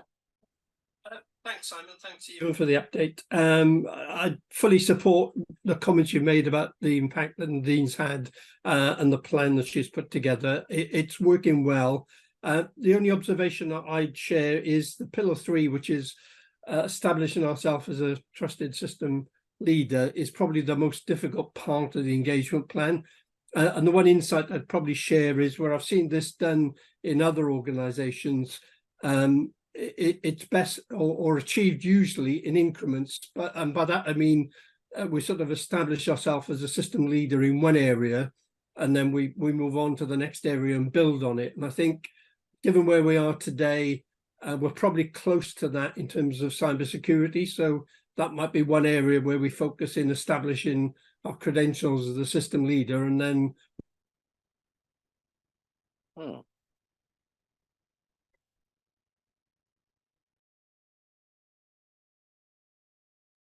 We've lost David. David, we've lost you. I'm just checking if everyone else has. Which I have shared with Nadine when I spoke to her previously on this topic. Thanks, David. We lost a little bit of the end of your comments then. I think probably you had some Virgin Media connectivity problems like we all do from time to time. But I think we got the gist of it, of what you were saying in terms of the pillar 3 and that being an incremental approach. And I think you're right. Absolutely, where we gain that position in one area, you can use those people to build it into other areas of colleague organizations.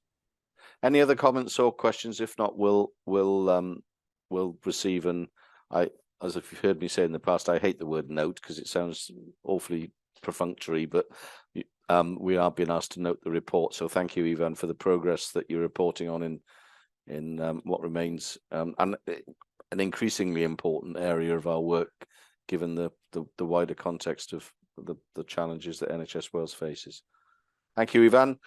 If we move on then to the communications strategy, and I'll invite Chris Darling, the board secretary, to run through the strategy, which is here for the board approval. Chris, over to you. Thank you, Chair. Yeah, and it's very helpful, this item, following the stakeholder engagement update.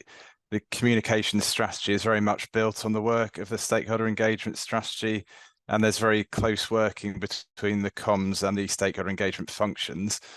Significant work has taken place over the last 6 months or so to inform the development of a communication strategy. This is including engagement with staff, board members, stakeholders and partners on what communication is and looks like for DHCW. So using this feedback, the communication strategy has been developed. Once developed, the strategy has then been widely engaged on and consulted on within DHCW. That's taken place over the last 2 to 3 months. We've had really helpful feedback to help inform and shape the final draft of the strategy that's in the papers today. Some of the feedback has come from the communications and engagement network that's been established within the organisation, the Equality and Diversity and Inclusion Network, or the EDI network, which Sarah Jane will be updating on later in the agenda. The local partnership forum, and board members will recall we had a board development session in June to help inform the strategy. So it's coming here today for approval. I'll just run through the strategy's 5 strategic aims, which is to establish DHCW's reputation as a trusted strategic partner, to build on our internal communications, supporting staff to feel informed and empowered, to develop our stakeholder communications, building relationships to work in partnership, to grow our public communications, building understanding of DHCW's role and how digital and data will help the NHS work better. And finally, to enhance our digital communications, delivering high quality digital communications that reflect our purpose and ambition as a digital organisation. There's 6 intended outcomes that link back to those strategic aims. I'm just going to summarise for board members the changes that have taken place whilst we've engaged on the strategy over the last few months since you would have seen it at the board development session in June. So we've been clear and we've moved the strategy to a 3-year strategy with an annual action plan to reflect the level of ambition as we work through that 3-year period. We've put more clarity in about what communication is and how everyone has a role to play in the area of communication. We've strengthened the focus on the Welsh language and how communication can support DHCW and our ambition to become a bilingual organisation. We've strengthened the focus on communicating the challenges that we face in a transparent manner, which reflects how we're working to address those challenges. And we've increased the focus on collaboration, particularly with staff and stakeholders. We've also strengthened the aspects of staff having a role to play in supporting the delivery of corporate messaging. And we've got an additional focus on how we build trust, including communicating how we've learnt when things have not gone well and how we've used external validation where appropriate to help build trust when things haven't gone well. And finally, we've put a greater emphasis on ensuring the right message for the right audience at the right time. So the strategy itself and the delivery plan is included as an appendix. Before I open up to questions, Chair, I just want to record my thanks to Julia Sumner. She joined the organisation earlier this year and has really driven the development of this strategy over the last 6 months or so. And also to Marion, who's provided a lot of constructive challenge and feedback as the strategy has been developed. So Diolch yn fawr to both Marion and Julia. But happy to open up for questions, Chair. Thanks, Chris. Has anyone, I'll come back in a moment, I've got a comment to make, but Marion.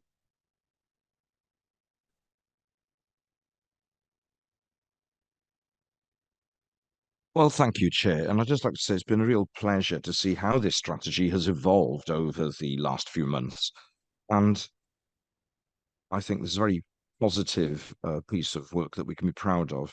We're, of course, very aware that there is very firm evidence that communication is of core importance.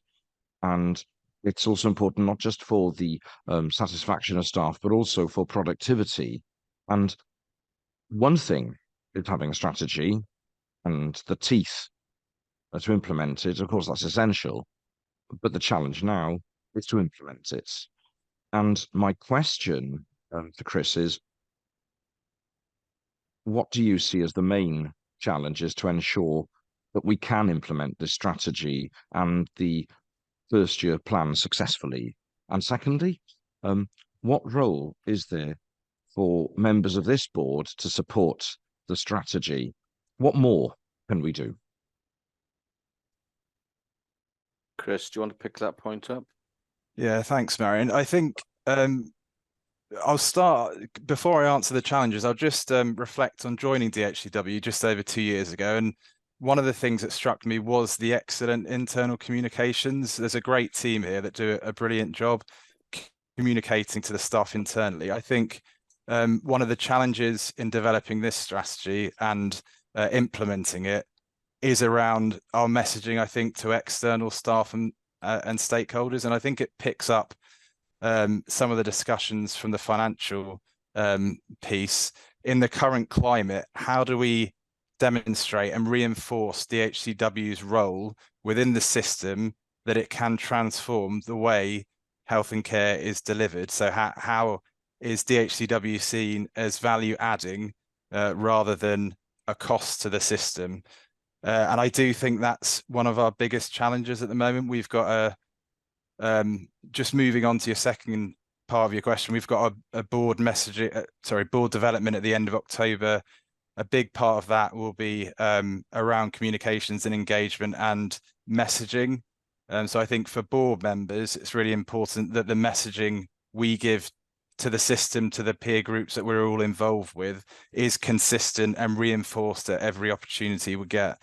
And in terms of taking on that challenge, I think it's developing, we talk about being a system leader, a trusted strategic partner, which means building reputation. And for me, reputation, the three elements to reputation: communications, performance, and behavior. And I think this strategy enables the communications element of building our reputation, but it's really important that we deliver and we gain credibility through our performance over the next 12 months. That means making some hard decisions, I think, about what we can and can't do. And finally, behavior and role modeling the values of the organization. So I think from a board member perspective, I would say it's reinforcing those three areas that enhance our reputation. Marilyn. Thank you.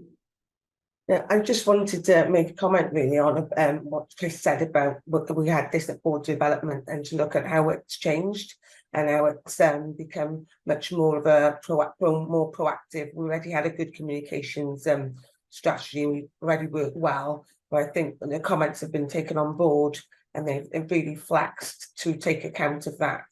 And as Chris said, going forward, it'll be looking at how the behaviours we have and how successful we are in delivering on what we said we're going to do. Absolutely. Just an observation too, Chris. I'm just thinking about the what I reported on earlier in with the changes in program governance, that the engagement strategy that Ivan's just talked about, and the communication strategy. I don't know whether others feel you start to get a feel of a coherent whole, and a grip around the whole of what we're doing, and the ability of this board to take an overview, a much easier overview of what we're doing, and then communicate that to our stakeholders, both internal and external, and that alongside what the work that's been done on what we look like, our branding and our messaging. You just got to get the feeling there's been some major steps forward over recent months around us doing what we are supposed to do as an organization. Helen. Yeah, kind of the same sentiment, to be honest. And it's good to see the engagement strategy kind of update coming alongside the new communication strategy. And yeah, and commend really the work both Nadine and Julia have done since they've joined the organisation, because it does feel different. Like you say, we were doing good things previously, but we are in very challenging times. So actually having a strategic approach to the way that we communicate and how kind of that, we build those deep relationships through our engagement strategy and plan, I think has never been more important. So it's great to see the kind of energy that's gone into this, and how inclusive it's been right across the organisation, actually, because like we say, sort of engagement and communication, it's not just about those professional disciplines and those teams, it's for all of us, isn't it? And you're right that the branding is part of that, so that we're representing the organisation in every kind of interaction that we have. So it's great to see this kind of set out. So yeah, just wanted to say thank you to those teams. Thank you, Helen. Thank you, Chris. And again, we are being asked on this occasion, been asked to approve the communication strategy. I'm sure people are happy to do that. Yes, though all of you have frozen on my screen, so I have no idea whether you're nodding or shaking your heads, but I'm sure you're nodding. Thank you all very much. If we move then on to the last item before we break for lunch, which is the People and OD Strategy Action Plan Update, and over to you, Sarah Jane, to take us through this item. You're on mute, Sarah Jane. Apologies. Yes, if someone could load the slides, that would be really helpful. I think just to say before we get going, it's a very similar theme, really, to be perfectly honest. I remember you last year, Chair, saying that this is all of our strategy to take forward. We all have an equal role to play in delivering this. And I just want to provide the board some assurance, actually, that each and every person has been involved in this, really. And we've done a huge amount of work on various themes, and we're green on our performance, so we're delivering on plan, which is good news.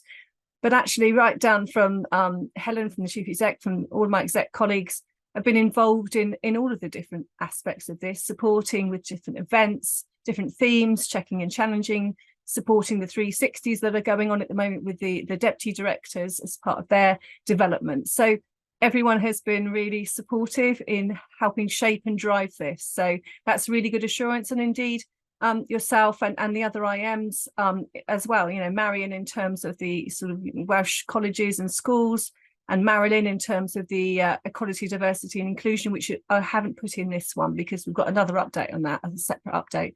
So there's been lots of input and support. So just want to provide assurance on that. Next slide, please. So just a bit of a recap and the reports in the papers today.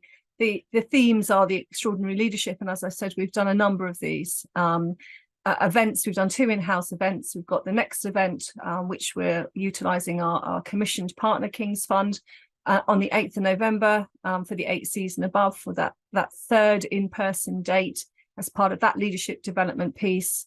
We also commissioned Silver Maple to help with our talent development, and that first module was developed and delivered in conjunction with me and my team earlier in the summer for the 6s to 8Bs, which was 80 odd people I think attended that, and that was really positive. And again, lots of my executive colleagues supported that.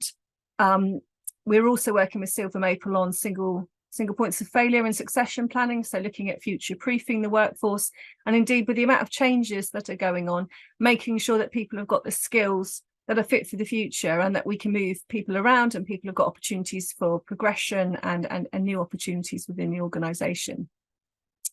So in terms of the great organisation to work, I've got a slide that will follow, but I won't go on to it just yet. There's some really great things that we've been involved in as an organisation, lots of awards that have been won.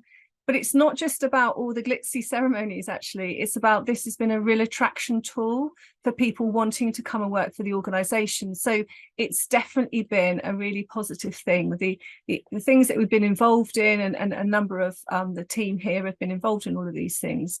It's great because people, when we ask them, why did you join us and what's encouraged you, they're saying it feels like a really good organisation. And we've had feedback after induction, and then at 6-month point, you know, a good organisation to work, being invested in, which has been absolutely amazing. The strategic workforce planning, we launched the first round of that last November, and that was very much focusing on what do we need, when do we need it, what have we got, what do we need to do, you know, work through in terms of development. And that's been a really interesting piece of work with some really good outputs, and we'll be launching the 24-25 round in November. But again, it's working very closely with our strategic partners in engagement and comms, but also our operational partners, the divisional managers, our finance colleagues, etc., in that operational space, to do that churn of the business, to support us, to work with us, and to deliver that together. So it's been a really good team effort in that space. The Grow Your Own, I think, has been a particular area of focus and a really good deliverable. We've done quite a lot of things in that development space, both through qualifications, development engagement, and actually we've had lots of people move around to new roles for development reasons, and really are making and shaping their career ambitions, really. The same with wellbeing and engagement. I've put some slides together to support that, but it'd be a nice way to end before we have a coffee break. But again, the Health and Wellbeing Board, which is led by Carwyn and diverse members of the organisation that have volunteered to be part of that, have put on a lot of information. And again, working closely with the trade unions as well, you know, putting on the financial and the wellbeing pages last year. We're just putting them together this year, again with the trade union partners and wider colleagues. But they were really supported last year and really helpful for people. So we're just looking at what new things are out there that we can help people with, but reprising some of the things that worked well last year from the feedback that we've received. And finally, the new ways of working, an ever-changing piece to focus on. But we did the hybrid working external audit a couple of months ago, I think it was. Now I think this is going to the audit committee in October. But again, that received substantial assurance. So in terms of, you know, how people are working in the office, how people are working at home or through the hubs, how that feels to people, what our performance looks like, and etc. It was a really positive piece of assurance, with some small areas of focus for things like the fire wardens and the first aiders, just sort of changing that operational perspective, knowing that not everyone's in the office every day. So there were some small amends that we need to have a look at in that space. Can I have the next slide, please? I won't go through these hugely. I know that we're going through. These are just some of the events that have been run over the last year and some of the key focuses that we're taking forward. And as I say, talent management's been a big one for us. Can I just go to the next slide, please? Thank you. I've tried to get as a diverse groups of people as possible, but you know, this was just a very small number of things that people have been involved in since the strategy went live last year. Last September, we signed it off at board. So there's been a number of things, many of you, all of you have been involved in over the last year, quite a lot of celebratory things, but people getting involved in new and exciting things. As I say, all of which have been really great, because it's really helped us putting our recruitment materials together and has really, you know, supported us in that attraction of people.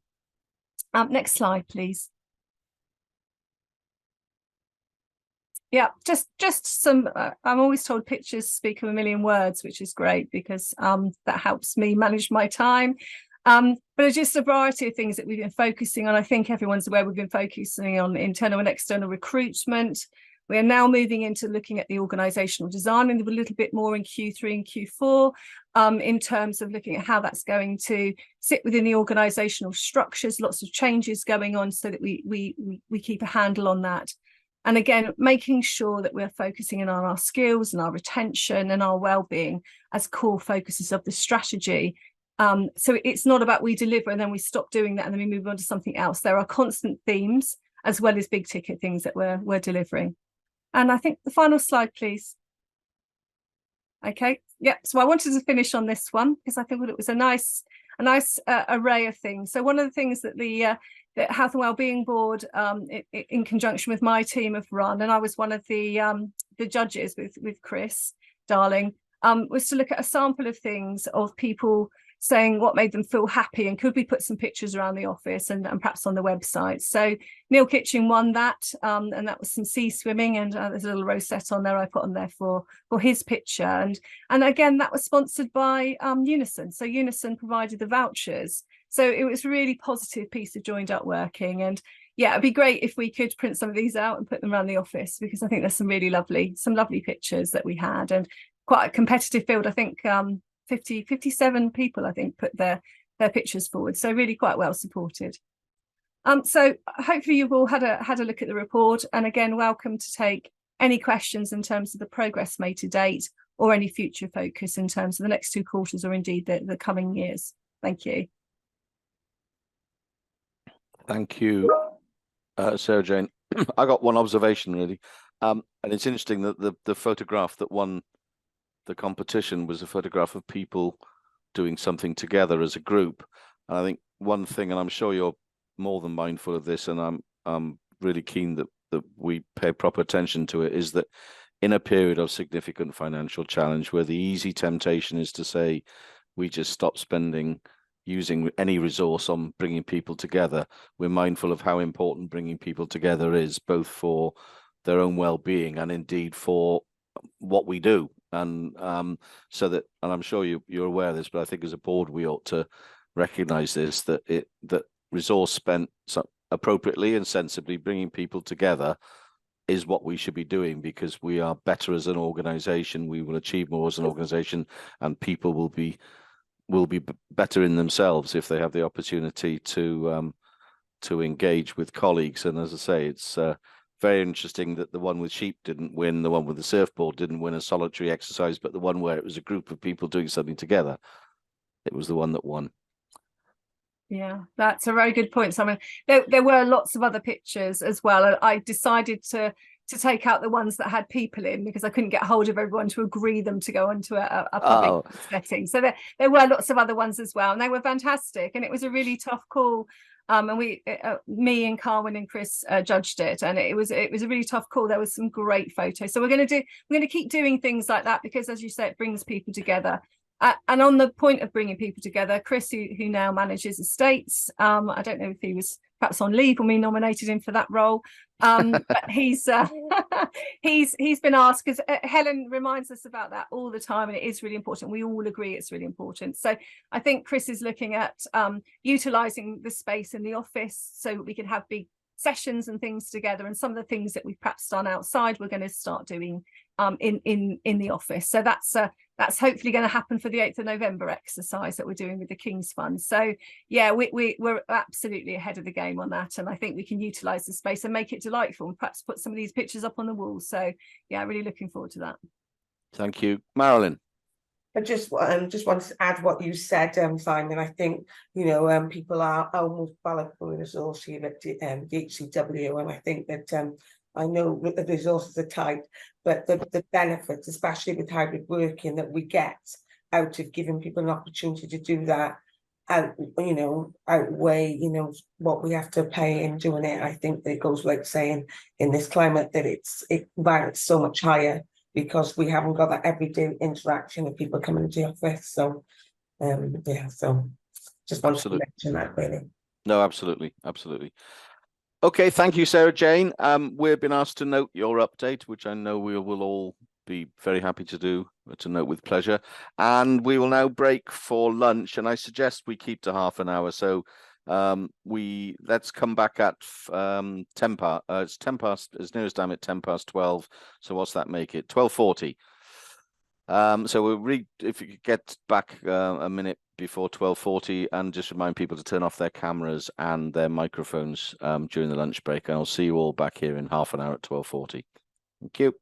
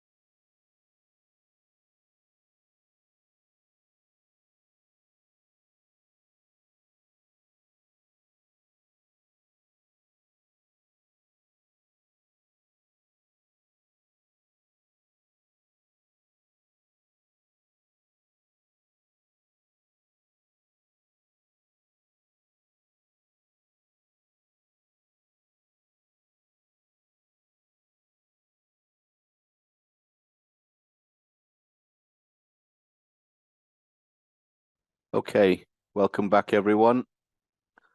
Hope you had a good break. And as I mentioned at the beginning of the meeting, because Rowan has to unavoidably leave us at a little early today, we're going to take the item 6.5 up the agenda, which is the Digital Governance and Safety Committee highlight report. And I'll invite Rowan Gardner, Chair of the committee, to present that report. And also members will note that Rowan gave us an update on the confidential issues that her committee looks at around cybersecurity in private session. Rowan.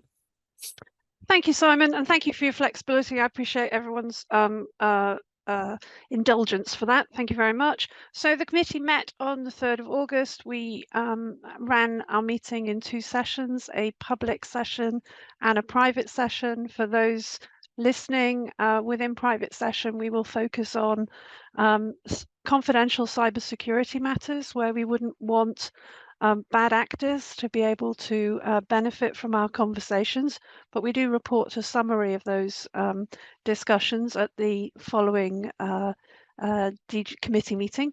And we also receive updates on work that is in development that may impact the business of the committee. We had an excellent meeting and productive meeting on the 3rd of August. Everything in the report is very straightforward. If anyone wants to ask questions, they are welcome. But really, I think I've got 2 jobs. One is to thank everyone who attends DGNS for the open and constructive conversations and discussions that we have in the committee, because that's central to being able to do the work and the scrutiny. And secondly, to welcome Alistair to the committee and remind him and the rest of the members the next meeting date is the 2nd of November. You're on mute, Simon. Well spotted, Chris. Thank you very much, Rowan. Anyone got any questions or comments? If not, we've been asked to note and receive the report. Thank you, Rowan. Thank you, everyone. And please do feel free to leave when you need to. Okay, if we move then back to item 6.1, and you recall I referred to developments on this in my report earlier in the meeting, but we'll get some further detail now on the arrangements, the new program governance arrangements, and Chris is going to take us through this item. Chris, over to you. Yeah, thank you, Chair. And I'll try not to duplicate some of what's being covered, Simon, but I think it's just important for us as a board to be aware of some of the changes to our governance arrangements and the implications for us as a board moving forward. So just to give a bit of a recap, through your Chair's report, Simon, over the last 2 or 3 meetings, the board have been kept updated and appraised of the position relating to the independent review into programme governance arrangement. That has obviously been published and agreed in terms of the way forward. Just to recap the implications and considerations from a board perspective, we had a board development session at the end of April, which seems a long time ago, the 27th of April, to consider the initial findings when it was first published. The Audit and Assurance Committee held a discussion on the 3rd of July, and worth noting, conversations have been ongoing via Helen as Chief Exec with the Chief Digital Officer in Welsh Government. The main recommendations from the report, I think, can be summarised as simplifying governance arrangements to streamline lines of accountability and ensure greater clarity in roles and responsibilities, and enable the programmes to operate in as open and transparent manner as possible moving forward. So, as you mentioned earlier, Simon, the key change in terms of accountability is that financial accountability and delivery accountability will flow through Helen as accountable officer moving forward. So just a distinction, in essence, the financial accountability has flowed through DHCW, but the delivery accountability has always been through external SROs. That has led to an element of ambiguity, divorcing those 2 areas of accountability. So bringing those together, I hope, will bring clarity in terms of accountability. Welsh Government, we're working very close with to agree the phasing and the changes taking place, that they will hold DHCW to account through their routine mechanisms, so joint executive meetings with DHCW on a biannual basis, and we are working to a timeline of the end of the financial year to agree the transfer of the programmes to DHCW. The new committee, Chair, that you alluded to earlier, we are, as you said, planning to hold our first one in November. The terms of reference for that will come to the next SHA board meeting, assuming they're agreed at that committee for formal approval. And future board meetings will have a highlight report, as we do for the other committees, that covers programme governance. So that will be a new feature to our reporting moving forward.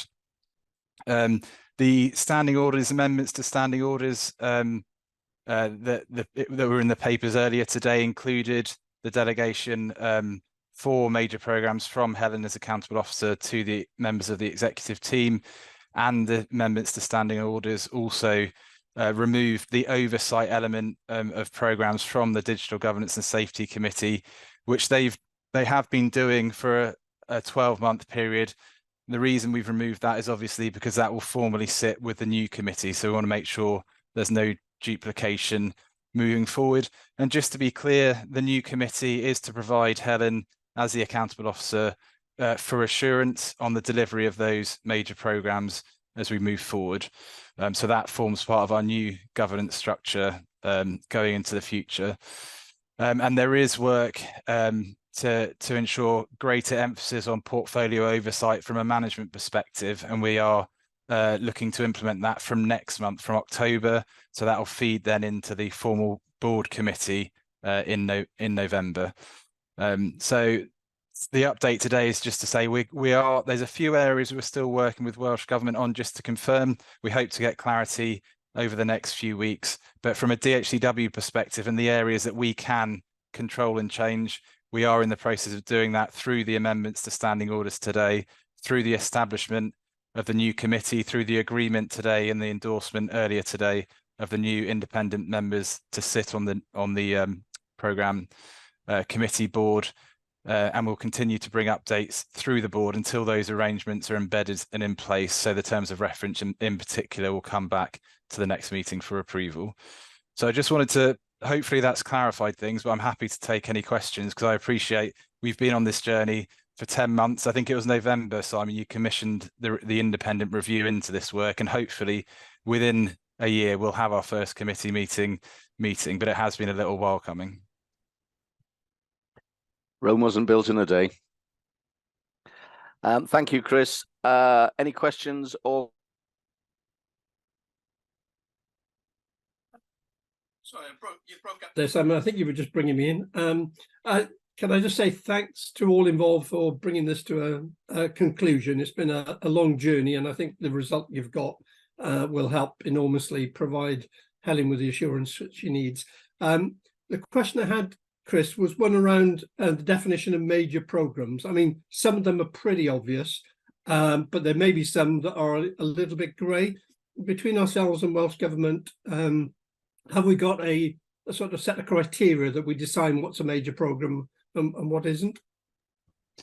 Yeah, David, that's an excellent question. And it is something we're working through at the moment. I can see Ivan is itching to come in on this, because I know he's working through this, and no doubt will be a topic for discussion at the first committee meeting. But Ivan, are you happy if I bring you in? Yeah, thank you, Chris. So David, we have got a scoring matrix for to try to help us to work through what we might consider to be major programs. I think, to be honest, we're still considering whether or not to formally draw a hard line between major programs and ordinary programs. It's driven in a couple of ways. There are a lot, depending how you measure and how you define programs, there could be 40 or more of them.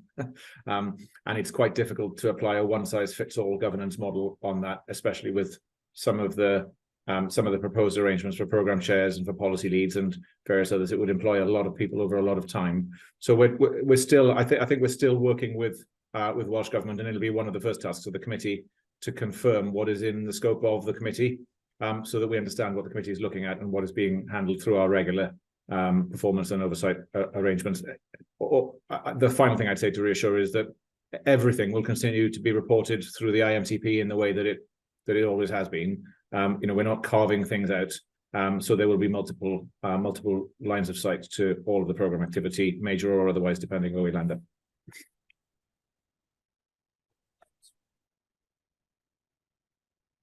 And David, if I could just supplement Ivan's feedback on that, you'll recall that Welsh Government were doing a parallel review into DPIF governance arrangements.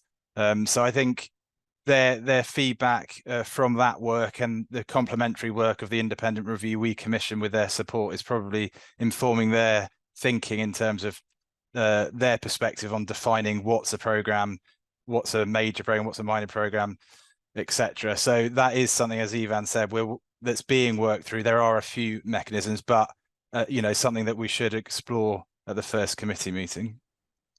Look forward to the discussion. I'm just checking. I think Simon, are you back with us? No. Okay. I think Simon's having a few technical difficulties. So if there are no further questions on this item, shall we move on? Well, the item's on for noting, but should we move on to the next item while Simon gets himself back up and running, which is the integrated performance report? Ivan, are you happy to take that one? Of course, just to make sure that everyone can hear. Yep. Excellent. So just want to give you again another concise presentation. The report in its whole is one that's pretty familiar to you as members of the board by now. It tries to present to you together the main aspects of performance as a board. And we've got a very similar version of the same report, but with certain additional appendices. And so that we have consistency, and you'll see that, and as well as looking for certainty and assurance on the board as well. Now, the report is one that's dated up until the end of August. Apart from the one that reports on the IMTP, the part that shows each one of the portfolios reports on a quarterly cycle. So this is the end of quarter one, and there'll be another one for the end of quarter two coming to the next board meeting. So I just want to draw your attention to a couple of changes in the format. Later on, I'll be inviting SJ to talk about the more procedural issues that include what's in the second half of the report. Also, there's a finance report and an engagement report in the report as well, but I'm not going to invite anybody in because we've already discussed those this morning. So in terms of just elements of the format, we're going to change them one step at a time. And if I draw your attention to the scorecard at the beginning, you'll see how we've presented the history over the last 6 months. It's quite a simple change, but I'm really keen on it. I don't know why I'm so keen on it, but I think it's just nice and clean and neat, and I hope that you too like it. The main thing that I want to do is emphasize the IMTP are all on one page, and part of the report that follows, if you're following the document. I'm not going to put it on the screen at the moment. The papers have been circulated, they're available on the website, obviously. So it's the same format, the same plan on the page. It stays the same throughout the whole year. This is the plan that is in the IMTP that you've approved and that we've submitted and presented to the government. So we're not changing what's in the one-page plan, but throughout the year, what we do try and do is convey what's been completed, what's been reprogrammed, and what changes in those things that is on the one-page program. So you'll see a number of things for quarter one that are green because they've been actioned and completed, and you'll see some things that have become grey because we're reprogramming them into the next quarter later on in the year. But we leave the plan as is, with regards to the IMTP, trying to convey what's moved and shifted in terms of timing. And the NDR in particular, I'll be talking particularly about the changes that happened there. And there's the Data Promise Programme, which we're continuing to work very closely with the government on. And in terms of the iCare programme, we're working very closely with Cardiff and Vale Health Board to ensure that we have a clear transfer of the programme to DHCW, which we were discussing yesterday as a team. There is one other thing that's changed, and that is how we try and present to you financial certainty. From a blue in the OMT is that we have resources certain, and yellow is that it isn't there yet. Two things that Claire has referred to already. For example, moving the data centre where there was financial certainty and security there at the beginning of the year. We are now not quite as certain because of the financial situation across the NHS, and we're going to look at other ways of operating.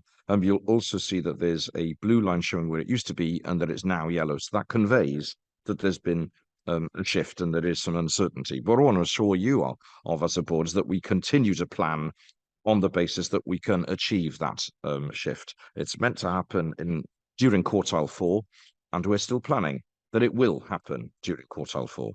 And we've been discussing the plan in great detail with Karen yesterday, and it's programmed, and the work continues, even though there is an element of uncertainty. So we're trying to be transparent in showing you where we're at in the situation. And the final thing I want to mention is, because the MTP is reporting to the end of quartile 1, it doesn't contain some of the things that have happened since then. And I think the heading, for me personally, is the NDR. And so you'll see in grey in quartile 1, we've moved that on to quartile 2. The NDR has gone live and went live in August, but of course that was after quartile 1, so it's not contained in this report. So the detail there is that the NDR has gone live at the beginning of August. Several significant contracts have been completed, including the LIMS, special LIMS contract, and that's been discussed in great detail the last few months. And the digital means medicine one has gone very well.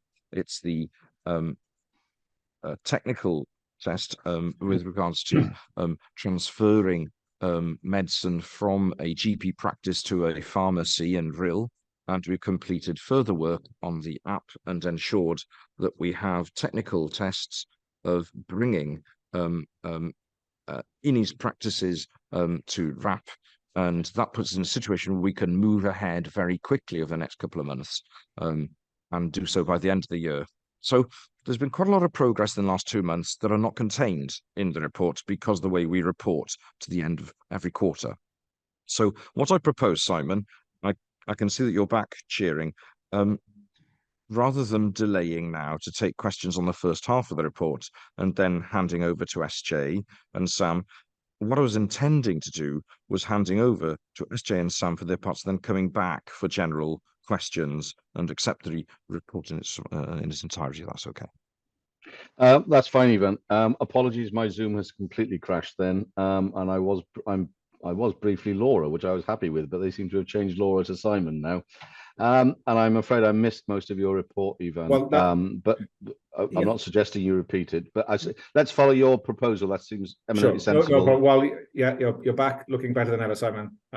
So I'll hand over to SJ for the slide on people and performance, and then if she could hand over to Sam for the section at the end, which is on operational services and performance, and then we'll take questions collectively through yourself, if that makes sense. That's great. Lovely. Great. SJ. Thank you, Ivan, and you're back for the best bit, Simon, because I'm just going to go through the people stuff. So just in brief, and obviously all the figures are in front of you.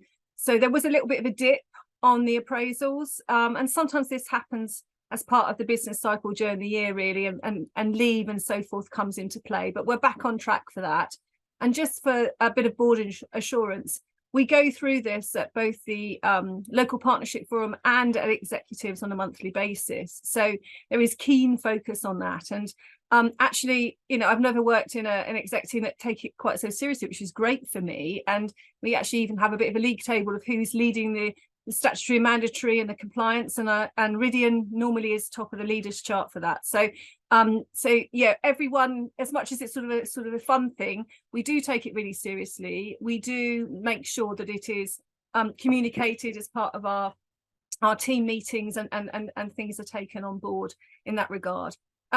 Just to say as well, sometimes we did a bit of a deep dive on this because we had a dip last month, and actually there's a number of people that are out on secondment. So for example, in my team, I've got 2 people that wholly work in the university sector. So it's just trying to square the circle on some of those as well, to see if those appraisals need to be done by us, by the university, and how we get that back on track, because it's really quite tricky when people actually don't work directly for you, or even in the organisation, in the wider team. So there's a piece of work going forward with that, but we're back on track, which is really positive. And just to say, everything else is on track. But again, we do look at that fairly forensically, really. We do look at our exit interviews, our turnover, our sickness, and we work through any hotspots and take some actions. And some of that we do in informal discussions with the trade unions, with Andrew, that we meet up with once a week as well, to sort of identify anything that we think we could work together on. And again, supported by comms in Chris's team and our finance business partners as well. So again, a bit of a team effort. So lots of stuff going on in that space, and nothing, I think, that's in a declining position. So hopefully that's provided the board with a bit of assurance in the people space. Thank you. And I'll hand over to Sam Lloyd. Thank you, Sam. Thanks, SJ. Yeah, relatively straightforward month, actually, from a service performance perspective, or a couple of months. So in July, we had 5 major incidents. In August, we've had 4 major incidents, all of which were resolved within SLA. They affect a range of systems, and we'll follow up with our incident review and learning group in the normal way on those to pick up any learnings. We're also starting to look at whether we can change the reporting to focus more on individual systems, so that we can see major incident trending across specific systems and look for patterns that way, which is not something we've been doing to date.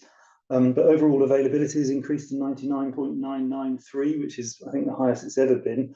Looking at the availability graph on page 23 of the report, it shows the statistics over the previous 3 financial years, and we're making improvements year on year, which is good to see.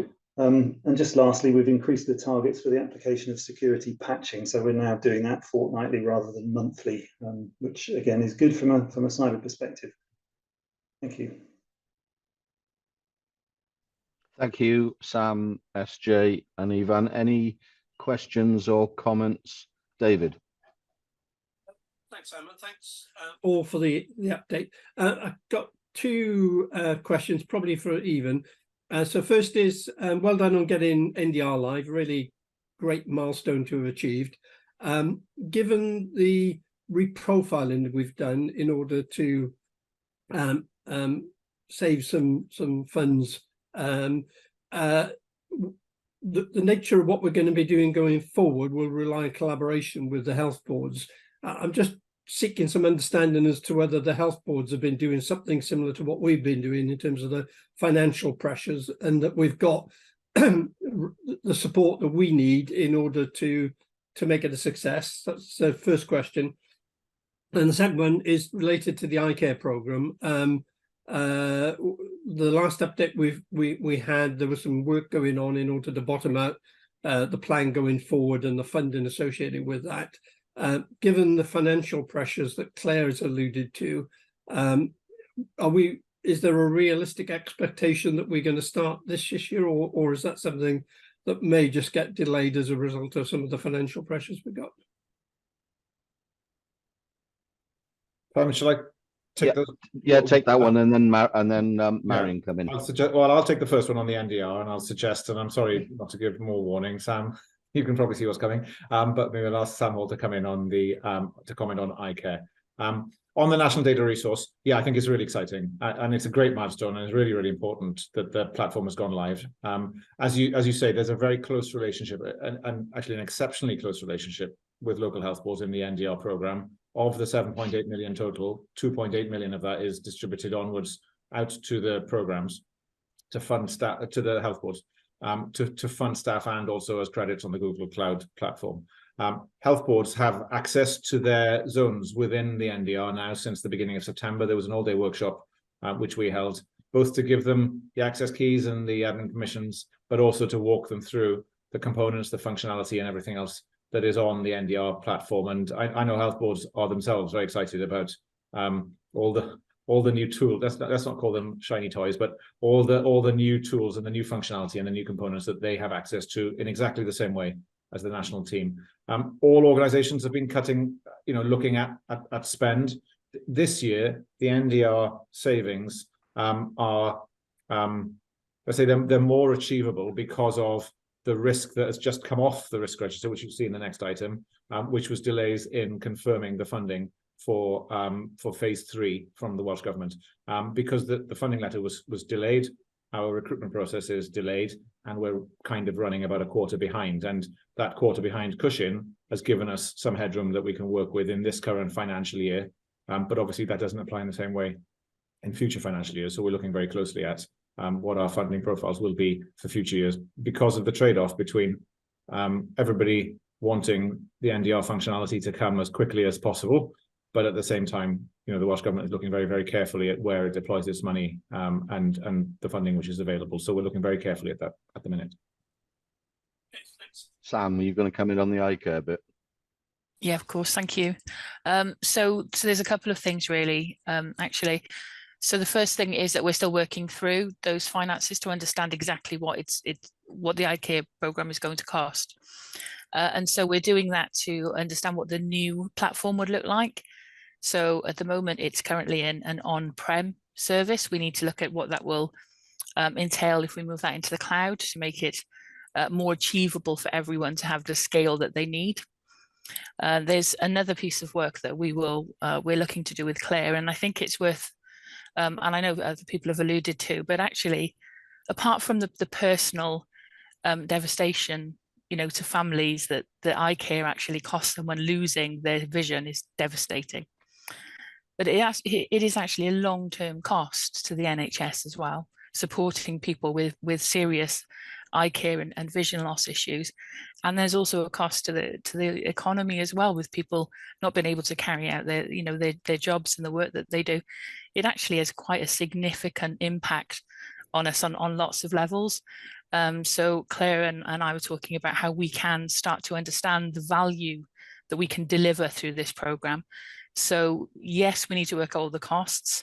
Yes, we need to understand what that will cost the health boards, and we don't know that clearly yet. So I wouldn't even guess, because we are still going through there at the moment. But actually the bigger picture is what will this save for people, really importantly, but also for the system as a whole. We are closer to there. We will bring something back to this board very, very soon. Probably, hopefully the next one, we'll have a much clearer picture. Thanks, Sam. I've got Marion and Alistair, so perhaps I'll take both of you, and then Ivan, you can farm out the responses as you wish. Thank you, Chair. Mine's a question on, well, for Sarah Jane, I guess, on people and OD, and specifically on the sickness. It's an observation more than a question, really. Notice a very, very slight upturn in the sickness rate, but we are, of course, significantly lower than every NHS body, which maybe is not surprising given the nature of our work in comparison. But it was interesting in the last week, there's been a lot of discussion around the general increase in sickness rates across the population, and we do appear to be bucking the trend. And that probably, I would suggest, reflects the sort of general state of well-being and morale within the staff, probably helps. But it's pleasing to see that continue at a relatively low level. Thanks. Thank you, Marion. And just to say, we've also had quite a number of people having COVID as well. So you're right, we are going to have lower rates, to be fair, than the front-facing clinical services, but we've also had hotspots of COVID as well. So it means when people are coming in once a week or whatever, they can't do that. So and some people have been a bit poorly. So yeah, it has increased. But you're right, the figures are really positive. But I just want to assure you and the rest of the board that we're not sitting on our laurels, really. We're celebrating that, but at the same time, we're still doing lots of stuff in that health and wellbeing space. And indeed, we're just about to reprise all the stuff from last year that we did and look at new things in terms of the well-being, the financial, the mental well-being, so that's all out for everybody as well. So it's a constant thing, looking at where we've got sort of peaks and considerations and what's coming through sort of the various staff networks, and just making sure that we've got all the enablers there to people to signpost them to specialist support and help. So yeah, it's a really joined up exercise. But thank you, Marion. Thanks, SJ. Alistair, and we'll just take Alistair and Andrew. Make your point, ask your question, and I'll then come over to you, Ivan. Thanks, Simon. And just to say, I really like it. I think it's really good. It's clear, and I very much like the statements of impact, not simply focus on inputs. I think there's an awful lot that's really good about that. What I was looking for was and this might be one for Ivan, is the thread, the golden thread, if you like, between missions and plan. We've got the missions set out clearly, 5 of them, 2 or 3 or 6 in each one, very clear. And then we've got a plan on a page. And what I think would be a strengthening of the two is to connect them, so that we are removing some of the subjectivity that inevitably would be there in terms of delivering on our missions. The more we're able to actually embed the things that we're doing, the portfolios of the plan on a page, against the mission, may be helpful, Ivan, might be worth considering, to literally have something like A2 or E6 just as a reference point for we're doing these things, and they will help us to deliver against those missions. Otherwise, we could be, reasonably criticized for having 2, lovely missions, great plan on a page, but how do you bring the 2 together? Thanks. Thank you, Alistair. Andrew. You're on mute, Andrew. I'll mute myself first. It was just to reiterate what Sarah Jane said, really. I just thought it might be useful just for me to provide assurance as well that we do have a local partnership forum, but the vast majority of the work happens behind the scenes, and there is a lot of work that we do at ground level almost, that some of it we see in local partnership forum, but some of it's about dealing with individuals. So I thought it was just important just to reiterate that. Thank you, Andrew. Ivan, do you want to pick up on? Yeah, we are. Well, Alistair, as you know, I'm relentlessly obsessed with simplicity and clarity in the IMTP. Although, just to reassure, right, we did take it down from something like 125 to 75 pages last year. I'm not planning to get it down to 25. That would be too much of a stretch. But I think that's one for us to work through in an SHA board development session. As we head into the next IMTP cycle, we've got the opportunity through the new DHCW strategy, which we did some initial. We've done a few discussions on as a board as that comes on stream, and linked into the planning cycle with Welsh Government, which is just kicking off now. The time to land these things is into our IMDP for next year, because as you say, when resources are tight, we've got to be ever more focused on the changes that we are driving, whether that is, efficiency within our own delivery, that sort of productivity performance, or whether that's about the value that we deliver to the system through the digital tools that we provide. So rather than try to describe an answer now, I think we try to hit the balance between getting the relevant things onto one page. You can cheat by having a bigger page, I suppose, or having smaller text. But we try to pull out the headlines. They're structured by portfolio down the left-hand side, and in general, we pick out the 1 or the 2 most important things in each portfolio, and then they're listed by mission on that plan on a page. But bringing it to life even more in the next cycle, I think that's something that we will work on as a board development session over the next 3 months. Thank you, Ivan. I can't see anyone else with any questions or comments, and so thank you, Ivan, Sam, the 2 Sams, and Sarah Jane for contributing that. Okay, so I hope the duck looks like it's going serenely across the water, because I can assure you the feet are paddling here. Right, so if I move on to item 6.3, the corporate risk register, and Chris, you're going to introduce this item. Yeah, Thanks, Chair. Yeah, so I'm just going to start off before I get into the DHCW current position in terms of risk profile. I often reference the World Economic Forum long-term global risks landscape. Last month, the UK government National Risk Register was published. It's the first time that's been published for 3 years. So there's a link to that in the papers.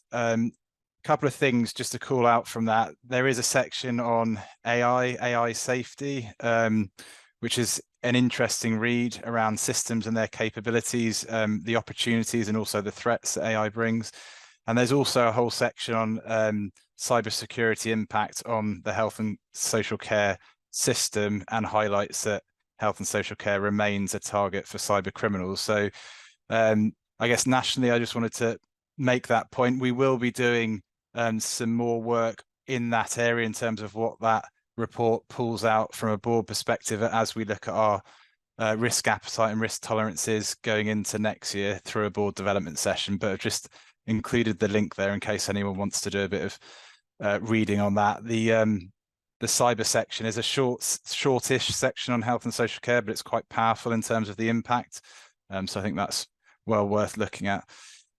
From a DHCW perspective then, there's 28 risks on the risk register, 17 of which are detailed in the corporate risk register within the papers. The other risks, as alluded to earlier by Rowan, are private risks, 10 of which are assigned to the Digital Governance and Safety Committee, one's to the Audit and Assurance Committee. And probably just worth noting, as the new Programme Delivery Committee gets up and running, the programme risks will start to have that oversight and scrutiny through that committee moving forward. So I'm just going to ask board members to note the changes to the risk register since our last public board meeting at the end of July. I'm going to quickly run through them, and then I'll bring Ivan in because all the changes relate to risks in his area. So the first one, 0326, insufficient commitment to build out the functionality from the NHS Wales app. 0327, delays in operationalising the NDR platform, impacting services which require the NDR. We've just mentioned that, but Ivan will pick that up. And then in terms of removed risks, there's a risk that's been dropped down, 0299, supplier capacity to support electronic prescription services readiness activities. And finally, in terms of changes in risk score, again, alluded to earlier, but I think it's important to note the NDR phase 3 funding, that risk score has dropped significantly on the risk register. So Ivan, are you happy to cover all those, if that's okay?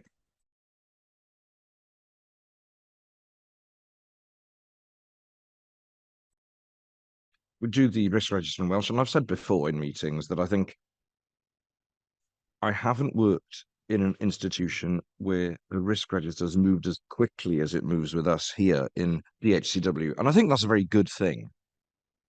It's easy to have a risk register with us with 40 risks that stay the same from quarter to quarter, year to year. But we have risks coming up, risks that go down, risks that change score. And I think that shows that we are truly using the risk register as a tool for management across the institution. I think that's a great thing, and happens to be this quarter. I'm doing all the shifting, but it shows what changes and what has changed since the last quarter, since the last report to the board. Now, some things have moved ahead already, and so what I'd like to do is talk about them in the same order as they appear in the report. So in terms of the commitment to place more characteristics in the RAP, we have 3 clauses as to how the app and how we've developed it. In the first year, it was all about developing the app as the software, private beta, and that took us until last March. This year, we're looking at that clause of adopting material, public beta, contacting GPs, downloading. It's all going very well, and there'll be a further report coming to you by the end of the year, particularly through the new committee. And then next year, we'll move in to that field of extending the characteristics. And the risk refers specifically to those extended characteristics, because there's a lot we can do, a lot of opportunities in terms of the app, but the programme is planned for the core work has been geared towards that, and we're reliant on those strategic transformational programs that go across the health system to partner with the app in order to pay for those new characteristics. So that care program, the planned care program, the 6 emergency care program, all the other ones that work nationally, and we need to persuade them that the app can provide a tool that is of help to them to achieve what they wish to do. And that's what this risk is describing, because there's not enough for all of this to be done on its own and to capture all those opportunities. So this is an opportunity as much as it is a risk, but we don't have an opportunity register. We have a risk register. So in terms of the next one, the NDR, the platform going live, well, there are several things that are reliant on the NDR. We're looking at the future digital architecture, especially the medicine record in the transformation program for medicine, but also some other things. The NDR risk list is live now as a platform, as we were mentioning just now, in terms of allowing health boards to have access to it, and we're also having the reference data going into it at the moment. Several APIs going live and being shared with partners at the end of this month. On plan. And so there's a lot of progress made there. This risk, I'll be looking at the score with the program in terms of this risk in order to make sure that we don't go into too much detail. So the narrative you'll see in the report talks about the detail and the record. There's been progress made on that, and both programs work very closely together. Now, when it comes to the one that's come off the list, right, this particular risk referred to the relationship with NHS Digital, which of course is NHS England now, and we're reliant on them for some of the national infrastructure across the UK. But we've come to an agreement with them now. So we have the 2.5 section framework agreement, which means that that risk can come off the register because we've now dealt with that dependency. And so in terms of the final one, and this referred to the budget letter, which referred to clause 3, well, we've received that letter, so we've brought the risk down. But we haven't taken it off the register completely, because as you heard from Diane earlier, there is pressure and uncertainty with regards to the future of funding for the NDR and other programs. So we don't have a runway of 5 years to plan for it. And so we're discussing on a daily basis almost with the government. So that is a risk for the NDR and other programs. So we brought that score down significantly, but we are looking much more carefully with regards to the NDR and the systemic stuff. And finally, what I want to make comment on is that there is a relationship between the boards of all the programs that run their own risk registers and the DHCW corporate risk register, and how things go from the risk register itself onto that corporate risk register, because there are certain things that score maybe very highly in terms of the program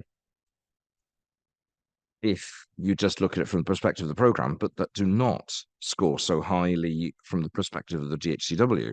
But then there are other things perhaps that don't score so highly in terms of the program itself, but that would score highly from a DHCW perspective. So that's one of the things we'll be looking at in terms of the new governance, so that we can have a better pattern of the work. But I do hope that that helps in terms of explaining the shift that's happened, and I welcome the shift. I think it's very important, and I'm happy to take any questions later or comments. Thanks. Okay, thank you. Alistair, you've got a question, observation. Yeah, thanks, Simon. And it's really good. It's also because they're dynamic corporate risk registers, they do need to change. I absolutely agree with what you're saying, Ivan. It's important that they do as we move forward, but it makes them all the more difficult to for anybody to comprehend what's happening if some are coming in and some are going out. Now that's for the board ourselves, but it's particularly going to be the case for any external observer looking at this, you know, to be able to readily see the new ones coming in and readily understand which ones have been taken out. So forgive me, Chris, it may be there, but I've missed it. It would seem we've got 3 in, 3 out. It would be, and as I say, I've missed it if it's there. It'd be really helpful to be able to easily identify the new ones. And it would be, I think, good practice not to remove the old ones without notice. In other words, for at least a quarter, identify those that are being removed, that they will be removed in the following quarter, and for whatever reason, so that anyone following this can actually see, okay, they've gone and there's, there's completion, or there's a reduction or removal of risk. So it might be worth thinking about. Yeah. Hang on. Chris, do you want to come in first? You coming on this point, and Helen, do you want to come on this point before going back to Chris? Okay, so Ivan and then Helen, and then back to you, Chris. Oh yeah, okay. If I go first, yeah, Alistair, I think it's a tension, isn't it? Because the more active the list is, the more active the risk register is, the more you've got to be immersed in it all the time. So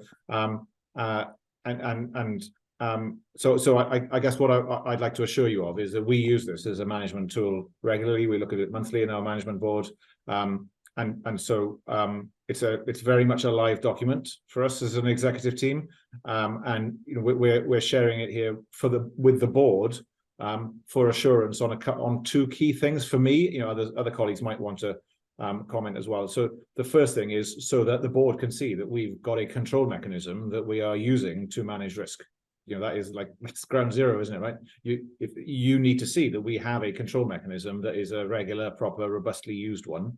And then the second aspect of that assurance is whether you are assured that the decisions that we're making about the escalation or de-escalation of risks, the scoring, the balance, the mix of the risk register is appropriate, and then to support and challenge us as an executive team on whether we're identifying the right risks, whether we're dialing up our recognition of the right risks, or otherwise.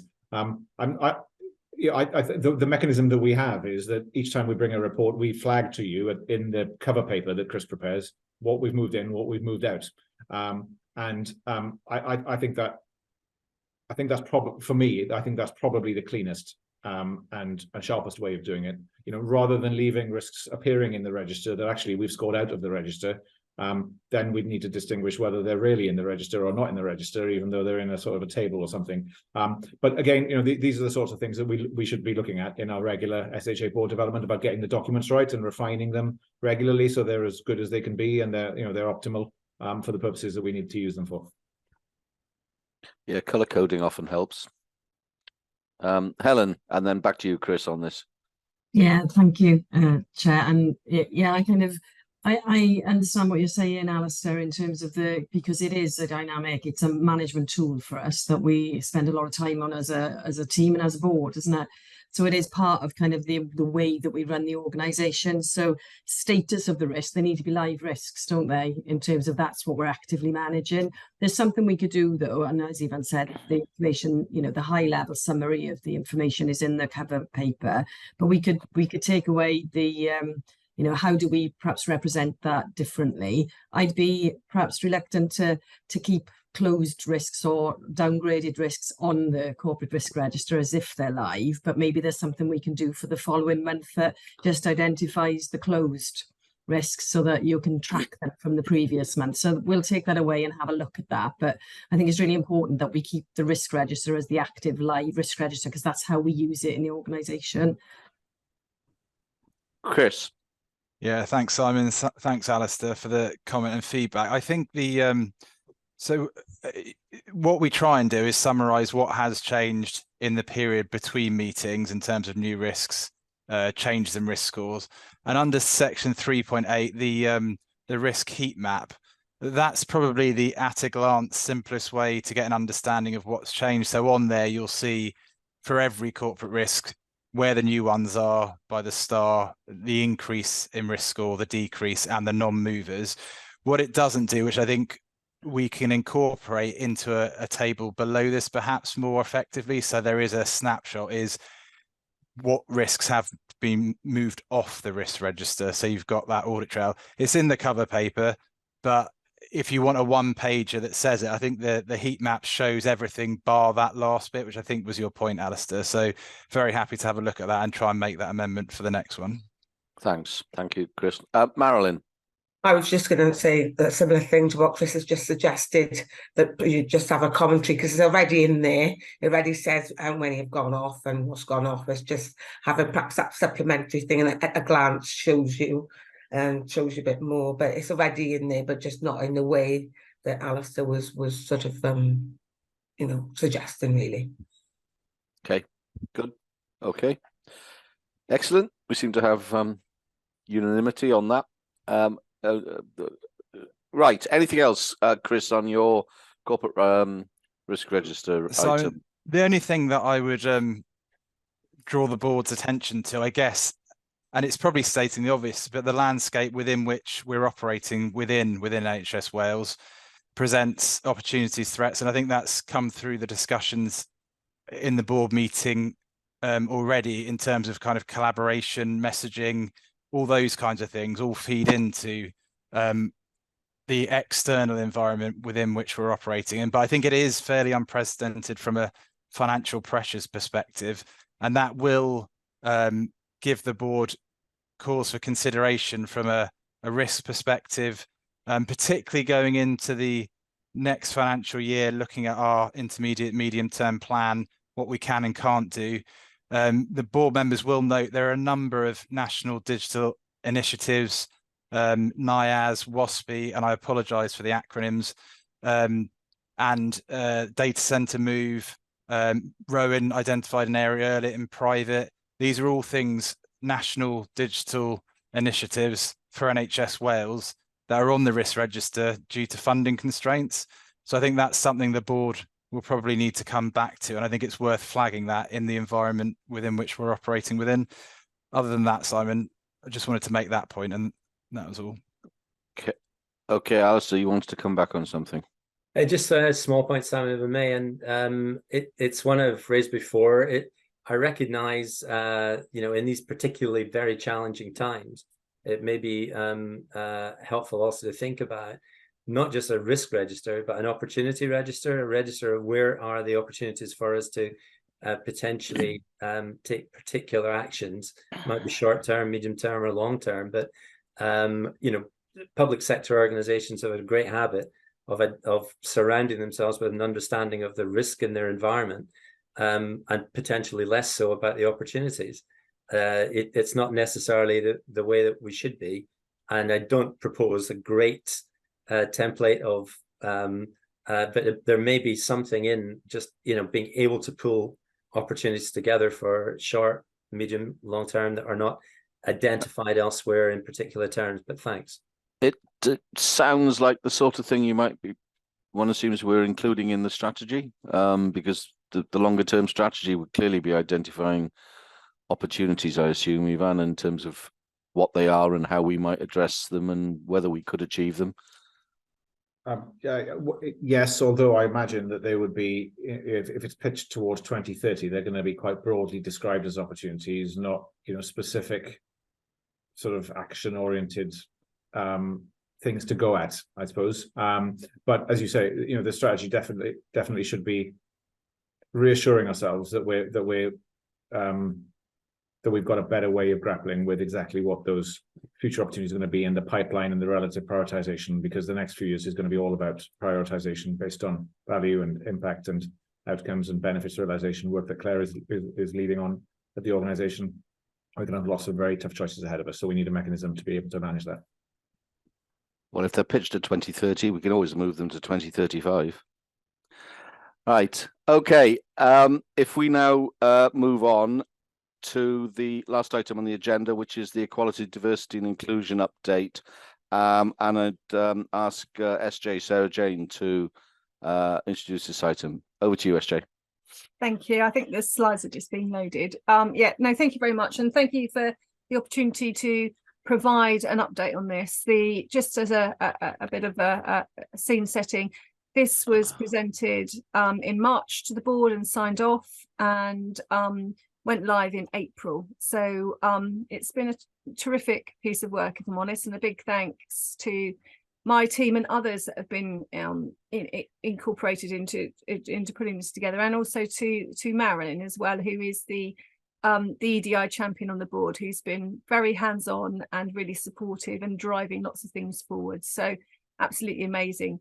So if I could just go on to the first slide, just to give the board a bit of an update on, we've got a number of members actually across the organisation. These are all volunteers. We have all the protected characteristics actually supported, and a number of them supported by more than one person, which is fantastic.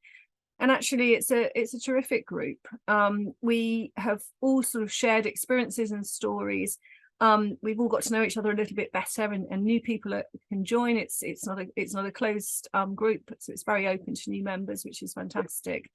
But in essence, the group started earlier this year once we went live, and is headed by my new appointment, which is Lanisha Wright, who leads the EDI as our fixed term appointment officer.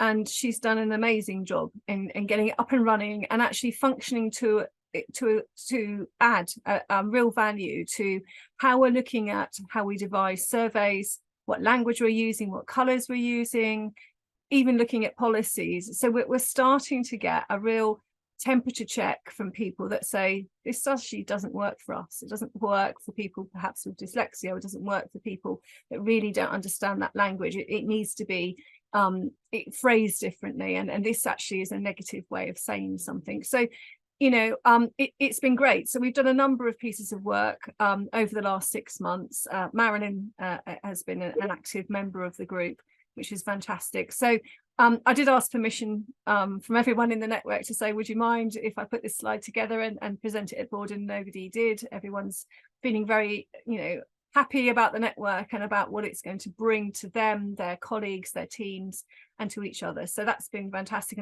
And the slide right at the end just has some key capture of different themes that have come in from people to say how they feel about being part of that network. And there's some really positive comments and some really enlightening things actually, which is great. Can I go on to the next slide, please? Thank you. Yeah, so I think there are some key themes within the strategic equality plan, and again, just like to confirm and assure to the board that everything is on plan. Actually, we're green on our performance, we're delivering on plan, and actually it's been an absolute delight to lead that and to get that embedded within the organisation. So very much supporting, listening and learning from everybody really, and there's some really positive things that came through our talent go live for the band 6s to 8Bs, and a number of people thought they weren't going to make the talent cohort, and I sat on various different tables in the group, and there was 80+ people that were on that talent cohort, and it was very much about understanding what their needs are and helping people with their careers and ambitions, and to maybe bespoke things slightly. One size does not fit all, as we all know, and it is making sometimes some very small changes that really actually make a difference, which is fantastic. So lots of emphasis in that space, and lots of support, and again very much supported by Helen and my colleagues on the exec team. This has been something that we are all invested in and we're all passionate about, and that really makes my job a lot easier actually. So that's been a fantastic piece for the first 2 quarters of the year when the strategy's gone live. Can I just have the next slide, please? Yeah, so the second theme is to utilise data and tracking to better understand the challenges. And again, this has been really supportive. We've branched out into new areas, and not just things that have done well in the past. We've utilised the learning of those, and that's been very supportive. The pride in particular has been a really key theme, and there's been lots of support around that. And as you can see from the slides, Marilyn's done a session both on the 10 talks and at various different venues across Wales to talk about Windrush and a number of different things. So again, we're talking to the EDI network to say, where would we want some continuous focus, and how do we best support that and take that forward? So one of the things I went to fairly recently was a roundtable discussion with PwC actually in Wales, and I got talking to quite a number of people there, which was from the Welsh business and public sector community, and talking to the lady from the Department of Work and Pensions about access for people with disabilities and how we can do better in that space. In most organisations, it is an area that we don't do very well at, we've got better than average statistics in that area, but I think actually we could still do more, and to provide some support for people to come into the organisation at different levels. So I'm going to be working with them hopefully in the next couple of months to look at some new gateways into the organisation to really look at that. And we've had some really positive inputs from people looking after that area, protected characteristic area in the EDI network, and that's been quite fascinating and insightful. And again, some videos on that as well, which have been really, really fantastic to listen to, and you learn something new every time, which is, quite powerful, really. Can I have the next slide, please? Thank you. So the next part of the challenge, as part of the commitments, is visible and active sponsorship.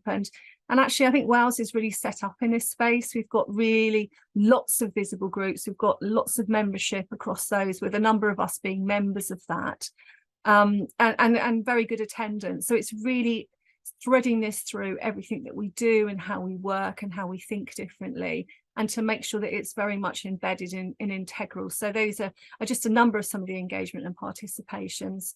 And just a note on the standards as well. This is an area, actually, as you can appreciate, it's constantly under standards, inspections and audits. So it's quite a tough role actually to carry out, and to get everyone involved in. There's lots of evidence that you need to produce. We do that, and we've achieved everything and continue to do so. But again, just to say, it doesn't happen by accident. There's a lot of effort and support that is involved in that to achieve all these standards. And very similarly to the Great Organisation to Work slide that I put up earlier for the People and OD strategy update, this really helps people think, this is a really great organisation to work in. This is somewhere that I'm going to flourish, I'm going to be developed, I can build my career and be very supportive. And certainly people have given that feedback to us, which is really, really great for me positively to hear, and we will continue to invest in that ongoing. Okay, next slide, please. Yeah, and just the final slide, I think this is included in the board paper, so you might have already seen this actually. Just some comments that people have made, and I didn't put this together. I mean, I put the slide together, but I didn't get all the comments together. Lanisha, as I say, our Equality, Diversity and Inclusion Officer in my team, asked for people to provide comments and put them in. And I thought, how lovely. And I read them all, and I thought, you know what, I want to really share that and celebrate that with the board, to say that all the work in this space is actually making a difference to people, and it's really celebratory and positive. There's some tough stories that we've heard and some difficult things that people have experienced in their previous careers. But actually, all the work that is happening in this organisation and the work that we're doing together is really starting to make a difference, and really starting to, to bear fruit. So just a really positive slide to end on in terms of the Strategic Equality Plan update, and happy to take any questions. Thank you.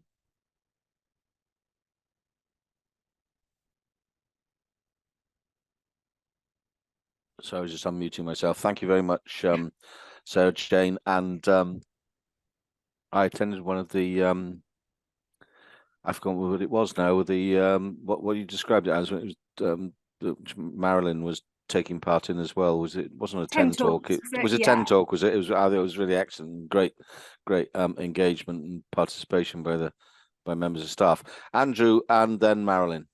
Not so much a question, just wanted to say really well done. And I know we've got hands into areas of this ourselves, but just for the record, say really well done for everything, and onward and upward with more and more great stuff. Thank you, Andrew. Marilyn. But I really wanted to say my favourite saying, teamwork makes the dream work, and this is why I made that comment about staff and colleagues, as you yourselves are colleagues and people in the organisation. I think when you have this supportive environment, it just permeates through the whole of the organisation.